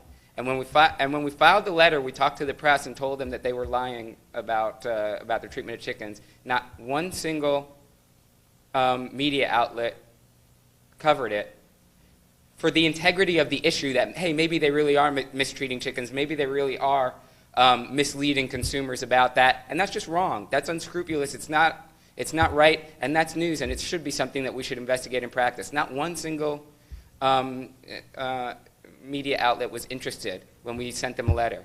I filed a lawsuit in July of last year, and it got picked up by every major media outlet in the world. It went on every newswire in the country and internationally. We were doing 3 days straight of interviews, and immediately after the lawsuit, KFC made a statement to the media that it was a frivolous media stunt, a frivolous publicity stunt. They hired the largest law firm, one of the largest law firms in the world, Skadden Arps, and within a month and a half, they were already asking for extensions and saying, all right, what if we changed our website? And they did. They changed their website, and while all this was going on, they had been giving out false information on their customer service information line. And they also changed that. And I told them, I said, look, give me something saying you're going to change the website and give me the new phone script, and then we'll consider dropping the lawsuit. And I was surprised that they did, but they did. They sent us a new phone script, and they sent us something saying that, you know, we are changing it in response to PETA's complaints, so that after they changed it, and then they went to the media saying, no, this had nothing to do with PETA, and then we released the court documents, the whole point of, you know, they changed. They're still saying annoying things, and they're going to forever, and I will absolutely protect their right to do that because I want the full protection of the First Amendment, but I absolutely want to make sure that, that it doesn't serve to protect the right to have those with power and with great resources to be able to mislead people and conceal unlawful practices or unscrupulous practices, practices that they know people care about. The only way, I don't think that if you look at any social movement throughout history, there was a legal battle to it and there was a social battle to it. And in order to move the public to get to where you want to be, to get, if you're trying to progress, whether it be women's rights, whether it be the abolition of slavery, whether it be anti-segregation, in order to be able to get dialogue on the table, in order to be able to deal with industry, you have to be able to take full advantage of the laws that say we're going to make sure that you have full rights of expression. We're going to make sure that companies aren't able to take unreasonable advantage of people, and that's really what the consumer protection laws were designed to do. They were designed to protect those without the resources to see the truth, to find out the truth, from being deceived in matters that they care about. And we know from poll after poll that animal cruelty is something that they care about. So we're doing that with the California Milk Board case, which, by the way, is currently on appeal because the issue that we've been having to deal with the last year and a half is the state's claim not that the ads aren't false or misleading, but that the government doesn't have to comply with the false advertising laws. And the state attorney general is arguing that even though there's no exemption created in the law, and the state's Agricultural Marketing Act says you cannot use false claims in order to promote any agricultural commodity, they're saying that this is our sovereign function and we can't be touched. We can deceive people and you can't do anything about it. And quite frankly, that principle alone, I think, was worth the entire litigation. But once we finish with that, hopefully we'll get to go back and litigate then the merits of the claim. The interesting thing was that that portion of the case, the portion of the case where the state is arguing for the exemption from the false advertising law, was included in Business 2.0's magazine's worst 100 business developments of 2003, that the state of California is claiming that it can engage in false advertising without review. So we're dealing with that issue. It's before the Court of Appeals, and then we get to go back to the lower court to do the trial. Now, the interesting thing, and the reason that this becomes so important, is we happen to have found out during the course of all this that the Milk Board, before issuing these advertisements, held a focus group of 10 people to see what their reaction to the advertisements would be, and didn't say anything. But I managed to track down the people on the focus group, and 4 of them objected that it was misleading, and they issue the ads as is. If there's no review, if there's no way to go after them, then you lose the opportunity. First of all, it weakens the very purpose of the consumer protection laws. And you lose the opportunity to have that exchange of principles, that exchange of ideas, that exchange of values in a fair way. Now, we know that up until now, the false advertising laws had not been used for issues of animal protection, and that's one of the reasons why it's being talked about so prominently now. One of the things that we look at when we were first deciding whether to do something, actually file a lawsuit in the cows case, and then again in KFC, was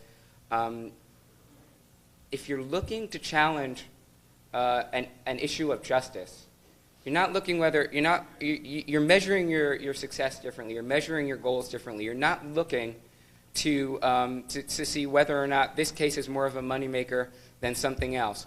When you were looking to say that slavery was unconstitutional, when you were looking to argue for the 50 years between the 1890s and the 1950s, when the Supreme Court said that separate but equal was constitutional, and then the same court said it wasn't, you're looking to say, is the law doing what it's supposed to? Is it protecting the values that we know it should be protecting?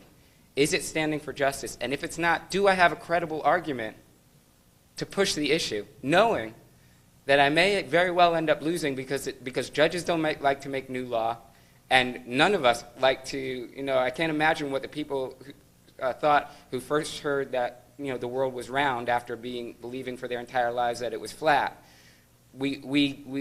The court is no different than public opinion. It changes with familiarity, but you have to go in with credible arguments, and false advertising law, there's no credible reason, was our initial thinking and the initial argument that I made. There's no credible reason, given the evidence that we have, that people care about the treatment of animals. There's no credible reason why any statements or depictions about farmed animals, whether or not it actually violates any federal laws, because there are none, but misrepresentations as to their treatment are issues that people care about, and if the law isn't protecting them, it should be. If the false advertising laws aren't being applied to them currently, then somebody needs to go in and make sure that they are. And if you lose the case initially, it's okay as long as you lose it in the right way. If you go in, you're credible, you're prepared, you're earning the respect of lawyers, you're getting judges and you're getting lawyers to think about things, to think about issues, to talk about issues that they hadn't thought or talked about before. For instance, why aren't the false advertising laws being applied to animals? That's an issue that people care about.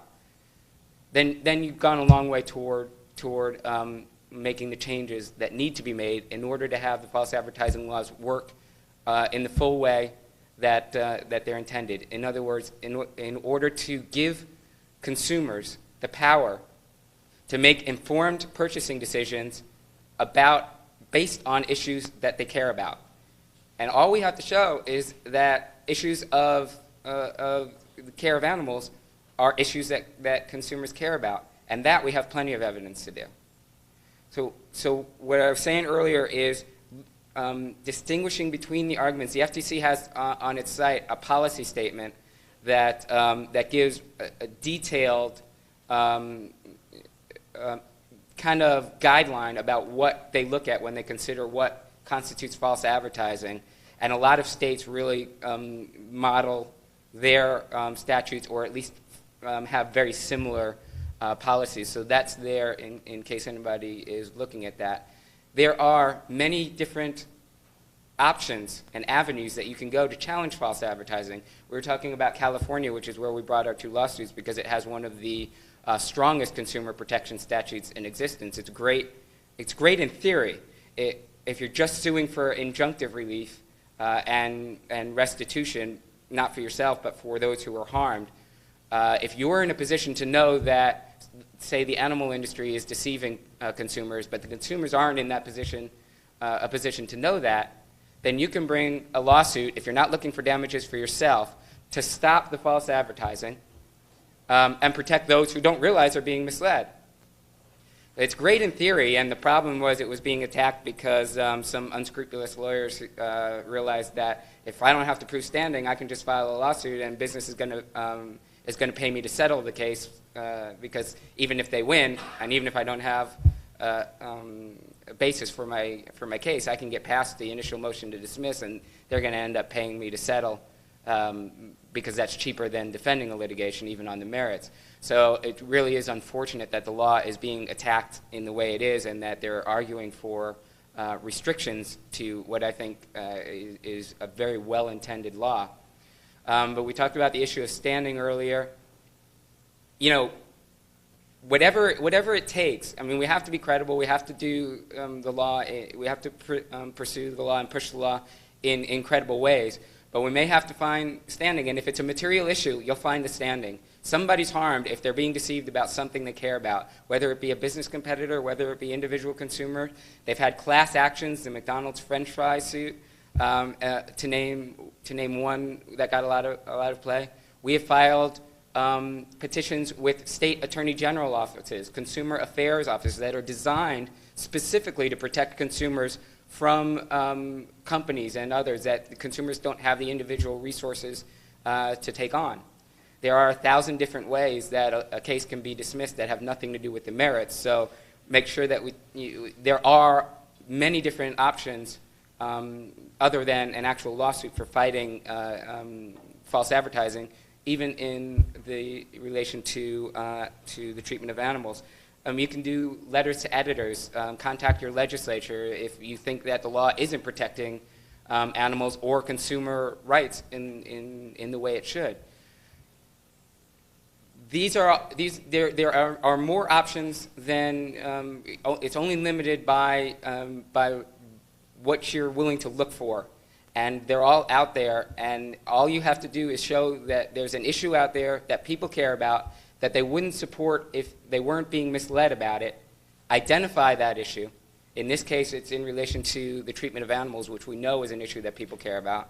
Identify that issue, and push it and challenge it. Whether it be in a lawsuit or in a petition or in a letter, you put the industry on the defensive because we know that the facts are on our side. They have the resources, but we have the facts because, you know, they're in the position of having to defend the way they're treating animals, and we know that. We know from the videos you saw earlier and much more that the way they're treating animals, they know they wouldn't be able to defend in front of the public. And that's the role of the false advertising law, is to make sure that the public has the opportunity to make those informed decisions. I think I'm about at the time for questions, and then I think Carter's going to go again. No questions? Is it because it was so informative and clear that it was just... I was wondering where the statistics that you used in the beginning, where those came from. Most of them come from industry itself. it's really interesting, but they come from the either the state or federal Department of Agriculture, industry publications. If you know that whatever industry that you're in, they have their own publications. I'm not sure how many people here subscribe to Pork Magazine or Dairy Today, but all of them have publications. They talk about management practices.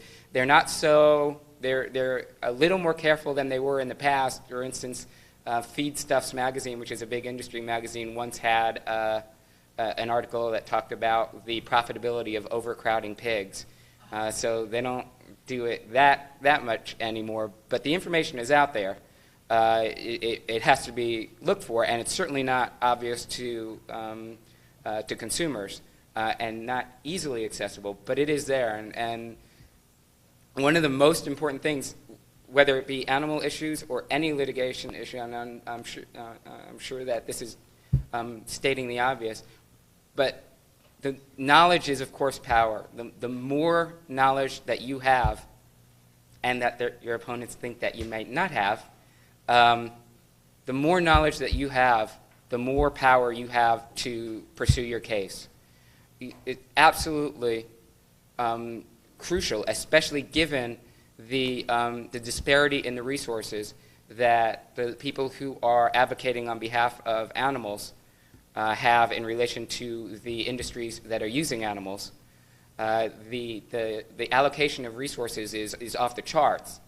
So the one thing that we absolutely have to make sure that we do is not give them anything that will allow them to say, look, they don't know what they're talking about. They're a bunch of fuzzy-minded people who just want to cuddle with animals all day long, and they don't, and they're far from reality. We take excellent care of our animals, which is if you look, is the mantra of every industry that's ever been attacked for any issue.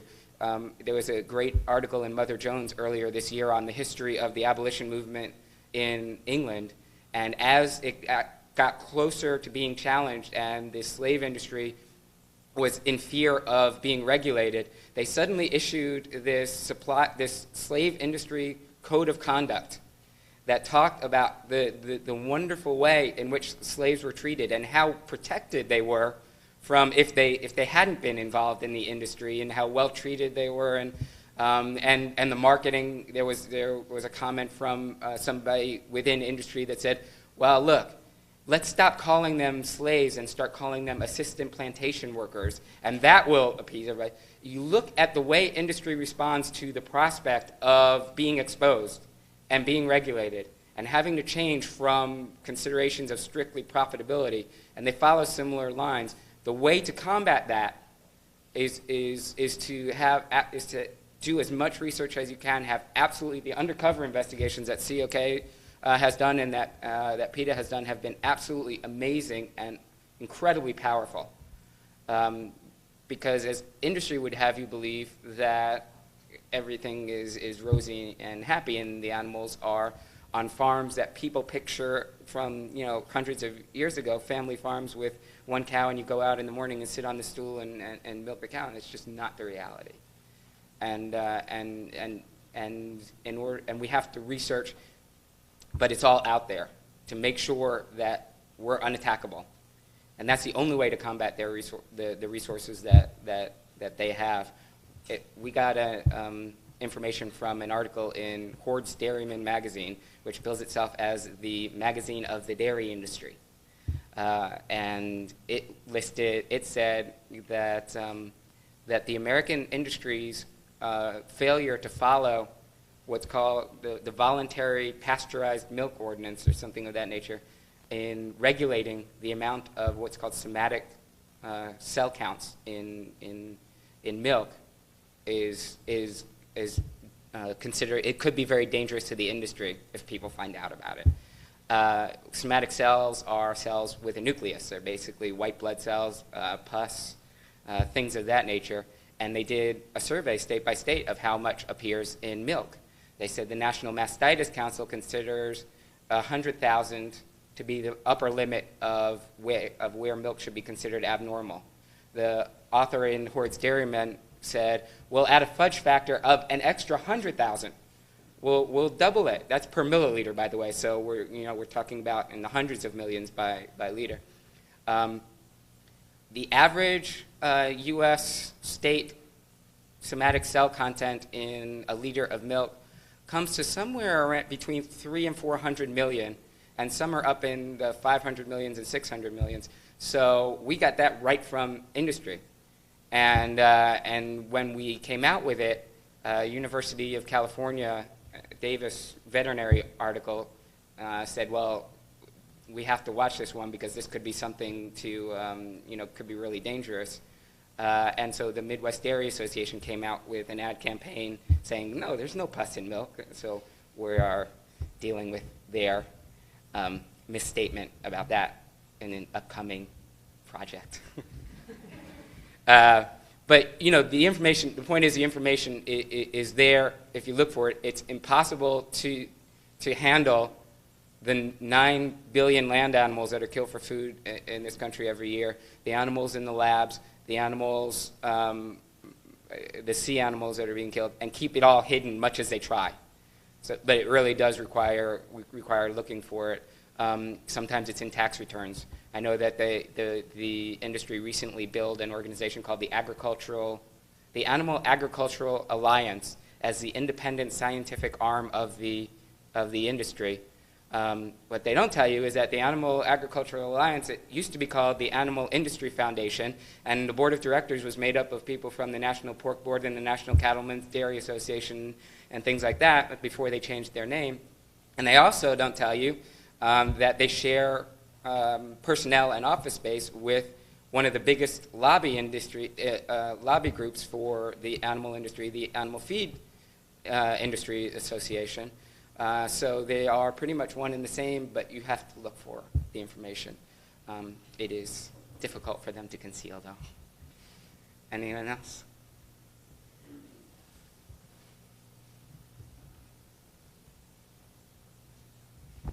What do you know about, or what's the latest on GMO chickens? For instance, I've been hearing some things about manipulating so that they can be grown without beaks, that type of thing. What do you know about the latest on that? Like especially with KFC or whoever. We don't do, PETA doesn't do much with GMO or non-GMO because it is more a concern of health issues rather than cruelty issues. I know there are groups that are looking at that and dealing with that. I think one of the biggest issues was with disclosure requirements in the fact that they don't have to say whether it's genetically modified or not genetically modified.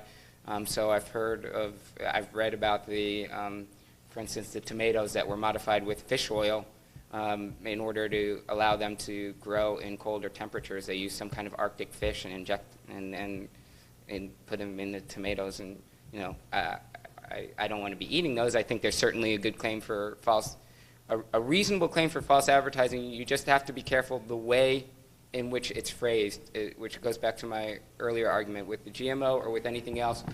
The defense will be, well, we're in compliance with the law. We're not breaking any laws, so we can't be advertising falsely.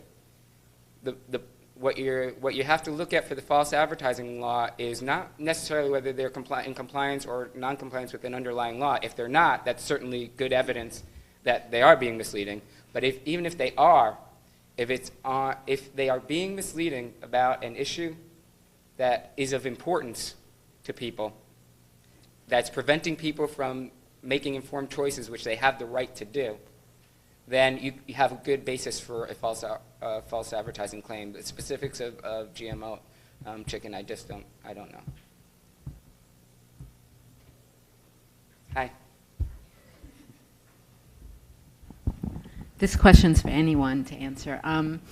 How do you go about trying to get your video, your undercover video footage on TV, which would be extremely powerful and effective, and I'm sure there must be a lot of obstacles to doing that? Well, it's interesting because we try to buy ad space every year with the footage that we have, that we know exists, but we either get, no, that's not appropriate for television, or no, we don't take issue ads on television, which we hear a lot, which is absurd. And even though the airwaves are public, theoretically, the government has given them to the networks and the FCC to regulate out, and then they do what they want with them. So we've explored constitutional arguments and First Amendment arguments and other things. But and if anybody has a good one, I'm open to it. But generally, other than a news program, like the clips you were seeing,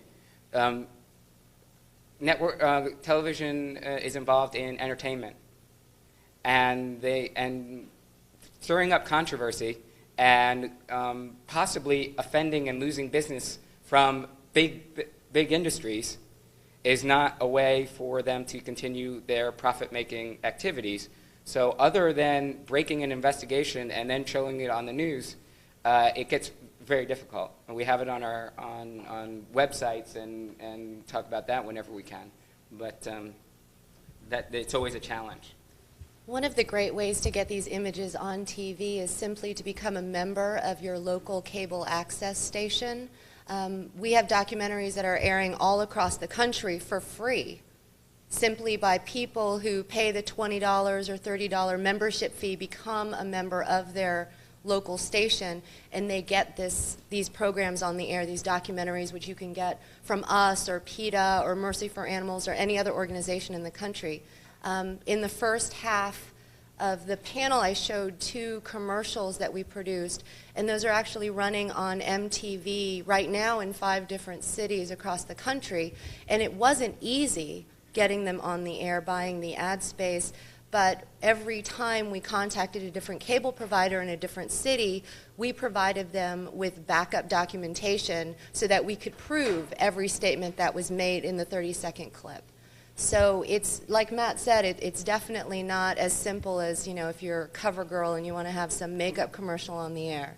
But we can do it just with a little bit of persistence, and doing the cable access thing is just a great way to use this relatively free service to try to combat the multi-billion-dollar advertising budgets of animal industry.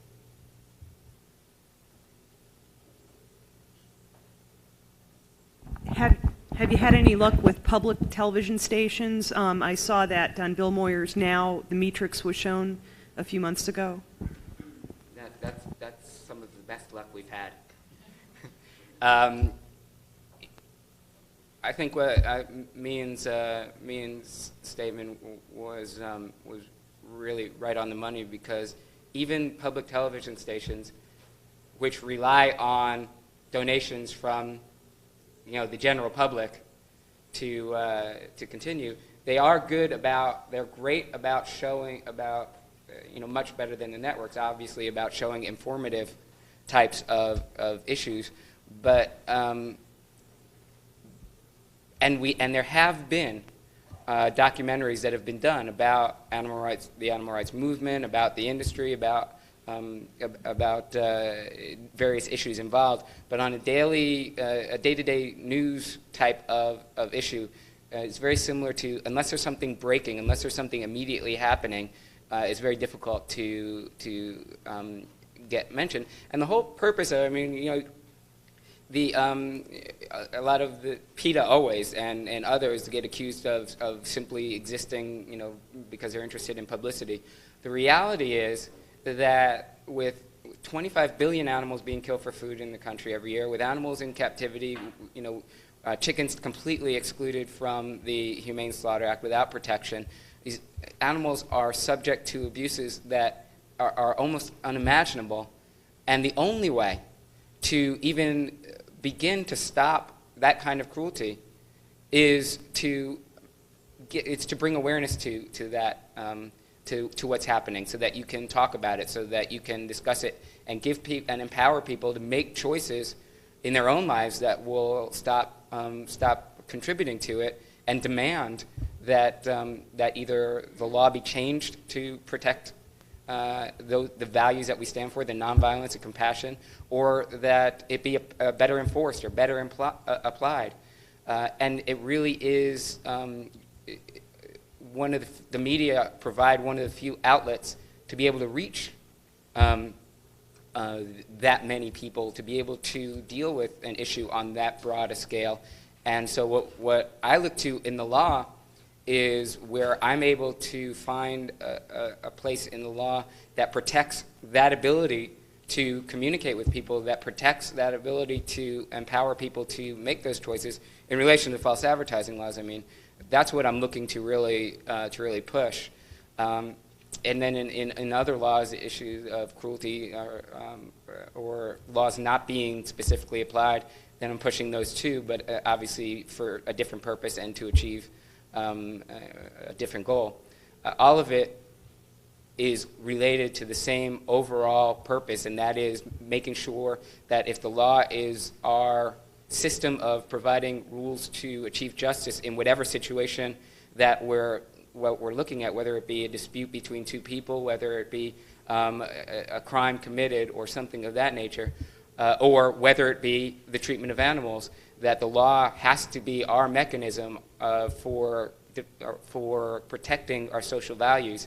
And if it's not, it requires lawyers who are willing to stand up and say, if it's not, then it's our role to push it until it does, whether it be false advertising or whatever other issue. And false advertising laws really are now just beginning to realize their power in relation to the treatment of animals.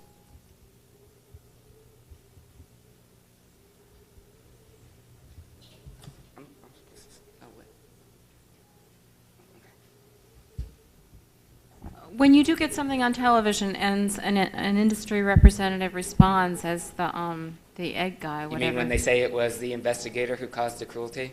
Right. Okay. Is that false advertising, and is it actionable? It depends on how they say it. They're getting much more careful, but that's a good sign, because if they weren't, that would mean that, I mean, they're so big and so powerful that if they are changing to respond to what you're doing, then as long as you know you're pushing for good, you're pushing for a just cause, you're on the move. Yeah, they're being much more careful, and KFC and its parent company got together with their lawyers after the initial lawsuit, and we're very careful. They can couch it in terms of opinion. This is not the type of conduct that conforms to our policies of how animals should be treated, and we won't stand for that, and we'll make assurances that this is not the type of conduct that that we will allow in our facilities. Well, yeah, but there it was. Well, that was the investigator's role. You saw in those clips that they blamed the investigator. The investigators came in, and that's what killed the chickens. So, yes, you've got a long way to go, and it is going to be very difficult anytime that you're looking to make a difference for a cause, whether it be through the law or otherwise. But if you're causing them to change the way they act, then something you're doing is working. Carter's going to go and do some more fun stuff. I don't know how fun it'll be, but no, it'll be fun. To drill you guys on the standards that we were talking about earlier, and for those of you that weren't here, the standard is a material representation or omission of fact likely to mislead reasonable consumers. That's what false advertising is. So you can make your own assessment as to whether Clippen's statements were or were not based on that standard. I do know that Clippen is no longer with that organization. Probably his disappearance was shortly thereafter, that sort of bumble. So what I've done is I've got some slides of ads. Now these, I've got to say, I've moved the text right up to the picture, so these are modified. These are not the actual ads. I want to make that disclaimer right now. But what we can do is sort of apply that standard and see what's going on in terms of whether these folks are trying to dupe consumers and whether consumers can make ethical choices despite this. And what you should be doing as attorneys to protect ethical consumption. So it'll take me just about a minute to get this set up.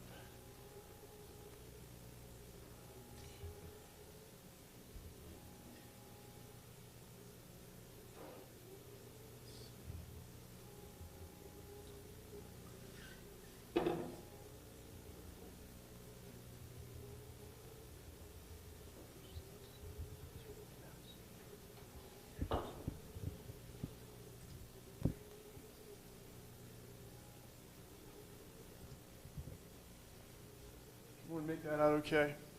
We might dim the lights if we could a little bit. I do want to say I can tell there's a lot of good ethical consumption in this room. One way you can tell you're at a law conference is if normally well-dressed law students and attorneys have the ugliest shoes. Employees at all, but instead farmers coming to or from the auction, and he cannot control their behavior. The tape claims gates are slammed on animals unnecessarily and they are forced through narrow chutes, and there are dead animals. Nobody wants damaged goods. So, I mean, sometimes the animals come in damaged. It's out of our control. Suzanne Collins, WJZ, Eyewitness News. The animal activist group says people bothered by the treatment of animals at auctions should protest with their plate by going vegetarian. Right now, here are some of the other stories making headlines. Logo is on the eggs in your fridge, and if it is, you won't want to miss a special investigative report tonight, including some exclusive video that might make you think twice about what's on your breakfast plate. Well, tonight the egg industry is under fire because of a controversial seal of approval, and that seal may be on the egg carton in your refrigerator. As Jonathan Hawgood reports now, several groups claim that the seal is nothing but consumer fraud. Dave and Anne-Marie, we discovered that most eggs you buy have an animal care certified seal on them. Probably makes you think you're buying eggs that come from chickens that are humanely cared for. But Eyewitness News 5 has obtained disturbing undercover video of an egg-producing chicken farm in Maryland that animal rights groups say prove otherwise. We warn you, some of the video you're about to see is disturbing.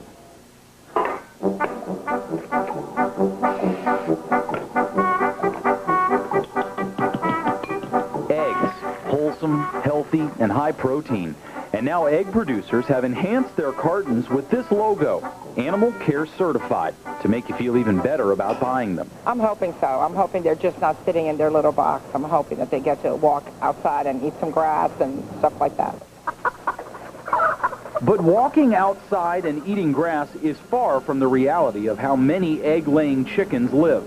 Eyewitness News 5 obtained this exclusive undercover video of an egg farm in Maryland. An egg farm that labels its eggs as Animal Care Certified. But do you consider this Animal Care Certified? Hens packed in cages so tightly they can't move. Most of their feathers gone because of the overcrowding, and their beaks seared off so they won't peck at each other. Another industry practice, starving the birds for weeks so they'll lay more eggs. Thirsty. The egg industry should not be labeling eggs from these horrific conditions as Animal Care Certified. So how can they? The egg industry started using the Animal Care logo 2 years ago after animal welfare groups criticized their practices. Here's what the vice president of the United Egg Producers says about the disturbing video of these chickens. That is not a typical condition within a typical egg producing facility. Farmers go through their chicken house daily. They look to see the condition of the birds. Clippen says a panel of independent scientists came up with the care guidelines, but animal rights experts say those guidelines aren't making the birds' lives any better. And they're not the only ones questioning the Animal Care Certified logo.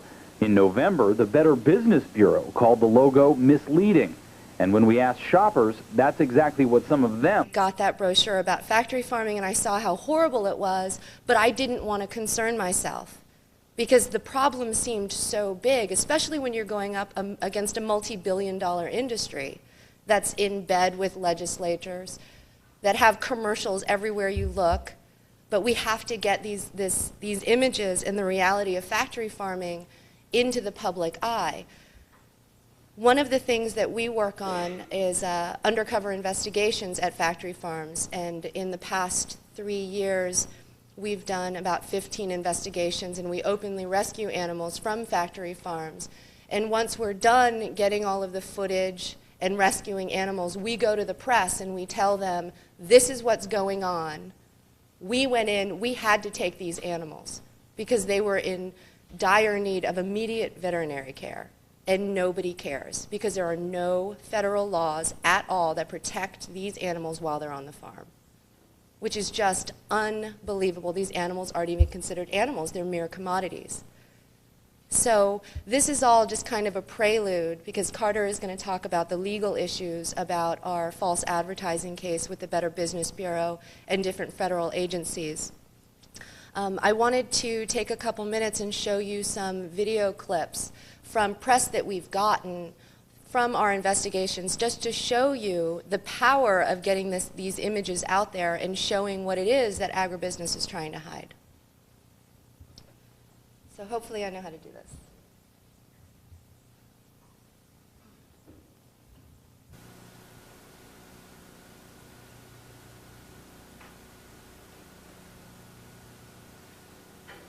An animal rights group releases an undercover videotape that shows what it claims is animal cruelty at some Maryland livestock auctions. Eyewitness News investigates. Suzanne Collins shows you the tape and then asks the auction owner to explain his side of the story. Eyewitness News does want to warn you that some of this video you may find disturbing.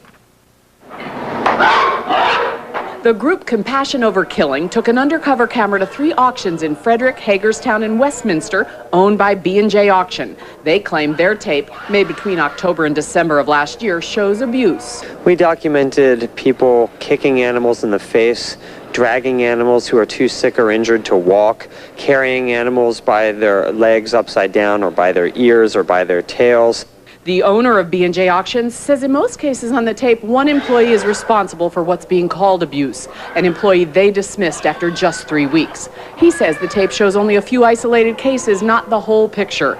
But the owner says he's learned from the tape. You're never too old to learn, and you know, we're going to use this tape as a training tool to our employees. Shortly after birth, they are ripped from their mothers. The activist group promotes vegetarianism and kindness to animals. The auction house comes from a different perspective, providing farmers with livestock meant for food.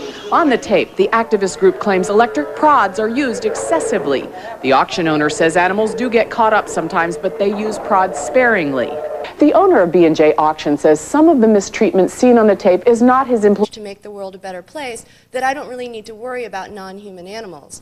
But then later that day, I became vegan, and I've been ever since for about 15 years. Like Morgan said, the group I work with, Compassion Over Killing, we focus primarily on factory farming and trying to end the suffering of farmed animals. If everything else were equal, we would work on a variety of animal issues. But unfortunately, it's not. In this country, more than 98% of all animals used by humans are killed to give us meat, eggs, and milk. 98%. Now, that doesn't mean that animals languishing in zoos or on fur farms or in laboratories, that their lives aren't worthwhile, because of course they are. And of course we want to free them all and we want to save them all from so much suffering. But if you think that 98% of all of these animals killed are for food, that's why we focus on factory farming. We have a huge battle against us, of course. In the 3 hours that we're going to be here today, in this panel, 3 million land animals are going to be slaughtered. 1 million animals in just 3 hours, or just 1 hour, which is really hard to wrap your head around. And when you think that more than 95% of them are chickens, then you see why with COK we actually focus a lot on those chickens raised for meat called broilers and those chickens raised to lay eggs called layers. We know that most people have amazing compassion for animals. Zogby International released a poll in 2000, and they interviewed people who didn't know anything about modern egg production. They didn't know what a battery cage was. They didn't know what standard ag practices were. But 86% said that crowding 8 to 10 hens in a cage so small they can't flap their wings is unacceptable. 75% were against forced molting, the practice of withholding feed for these layers until they lose up to 30% of their body weight to jolt their battered bodies into yet another laying cycle. They said that was unacceptable. And 60% were against debeaking, slicing off the tips of unanesthetized chicks, their beaks, simply so that they will scatter less feed and they will engage in less stress-induced aggression. Last year, Gallup released another poll, and 62% of people said that they were in favor of passing strict laws concerning treatment of farmed animals. 62%. And I would guess that probably 99.9% of those people who were polled didn't know, again, about all of these standard ag practices. And why is that? Factory farmers and animal agribusiness have done a tremendous job of keeping everything hidden. Because if people knew what was going on inside of factory farms, on transport trucks, in slaughterhouses, there would be a massive sea change, because people are compassionate for animals. They have this innate nature, and they don't want to see suffering. And just like when we're very excited that we've managed to create a double panel. We do ask, our speakers are going to go ahead and accept questions after each presentation. So if you could please hold your questions, we'd appreciate it. And as well, we'd like to be able to get your questions on the tape that we're producing of this. So if you can just wait while I run around with the microphone, that'd be great. Let me go ahead and introduce our speakers. Mi-Yoon Park is a fabulous animal activist and the president of Compassion Over Killing, a nonprofit animal advocacy organization based in Washington, D.C. COK primarily focuses on cruelty to animals in agriculture and promotes vegetarianism and veganism. COK is amazingly effective for its size, and we are pleased she is here to share her knowledge and expertise with us all. Carter Dillard is currently a sole practitioner based in California. He left the U.S. Department of Justice, where he worked in Homeland Security, to devote more time to advocating for animals. He has worked with Compassion Over Killing and is a founding member of 4 Feet Forward. And Matthew Penzer is an effective advocate for animals as legal counsel for People for the Ethical Treatment of Animals, an organization that really needs no introduction. We are honored that he has taken the time to join us and to share his experiences with false advertising, most notably with the Happy Cheese Comes from Happy Cows campaign. So without further ado, let's get started.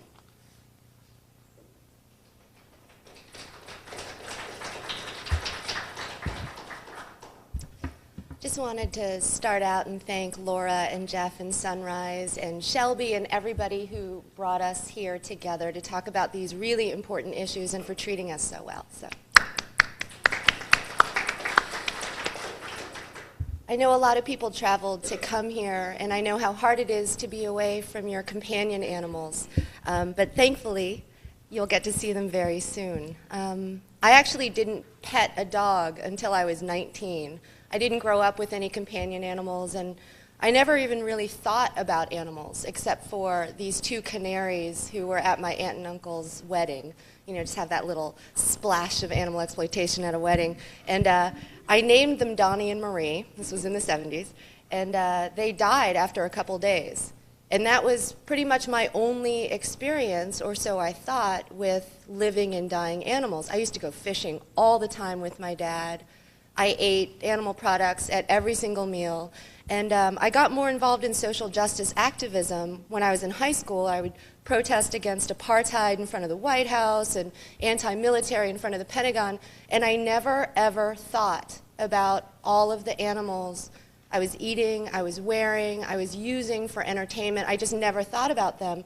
And I don't think, unfortunately, that I was that unusual. I meet people who became vegetarian or vegan when they were 6 or 8 or 10 because they just knew that it was wrong to be treating these animals who were unfortunate enough to be born as food animals. But I never thought about that until one day I got some unsolicited mail from PETA about factory farming, and I read it and I was completely horrified. I couldn't even believe it. But then I thought, I'm already such a good person.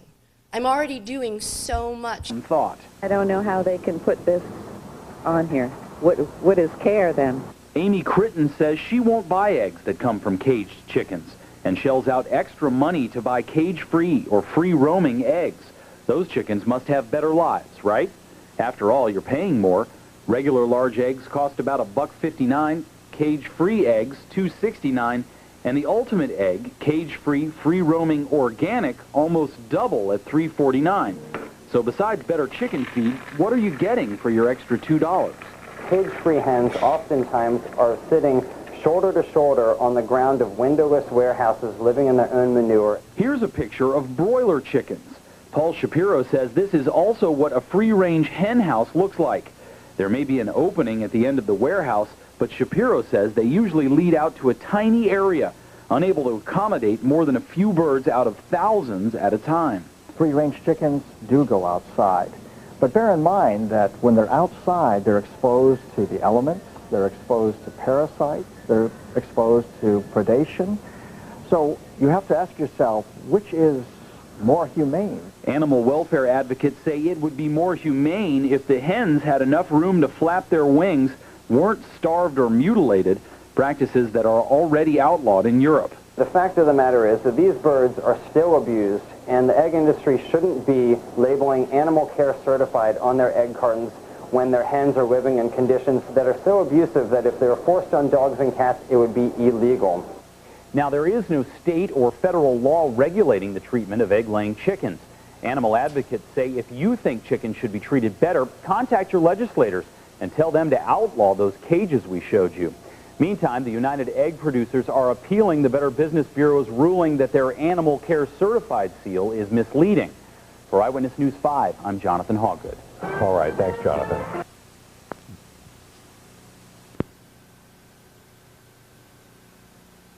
When you think of egg farms, scenes like this likely come to mind.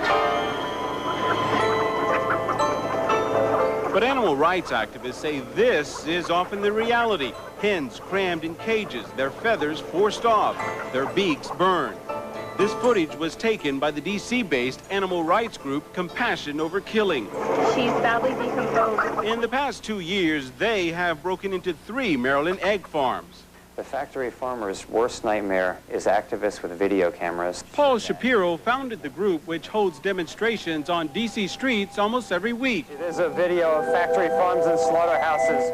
That's where they show their video and PETA video of alleged farm animal mistreatment to get their message across. I guess I just never really thought about it. Now that it's kind of in my face like this, it really makes me, feel how awful it is for these animals and how I really should, do something about it. Hens who lay our eggs never see sunlight, they never touch earth, and they never even flap their wings. Shapiro says he and other activists found horrific conditions on all the farms and add these farms are typical of ones across the country. What appalled them the most, cage size. A standard chicken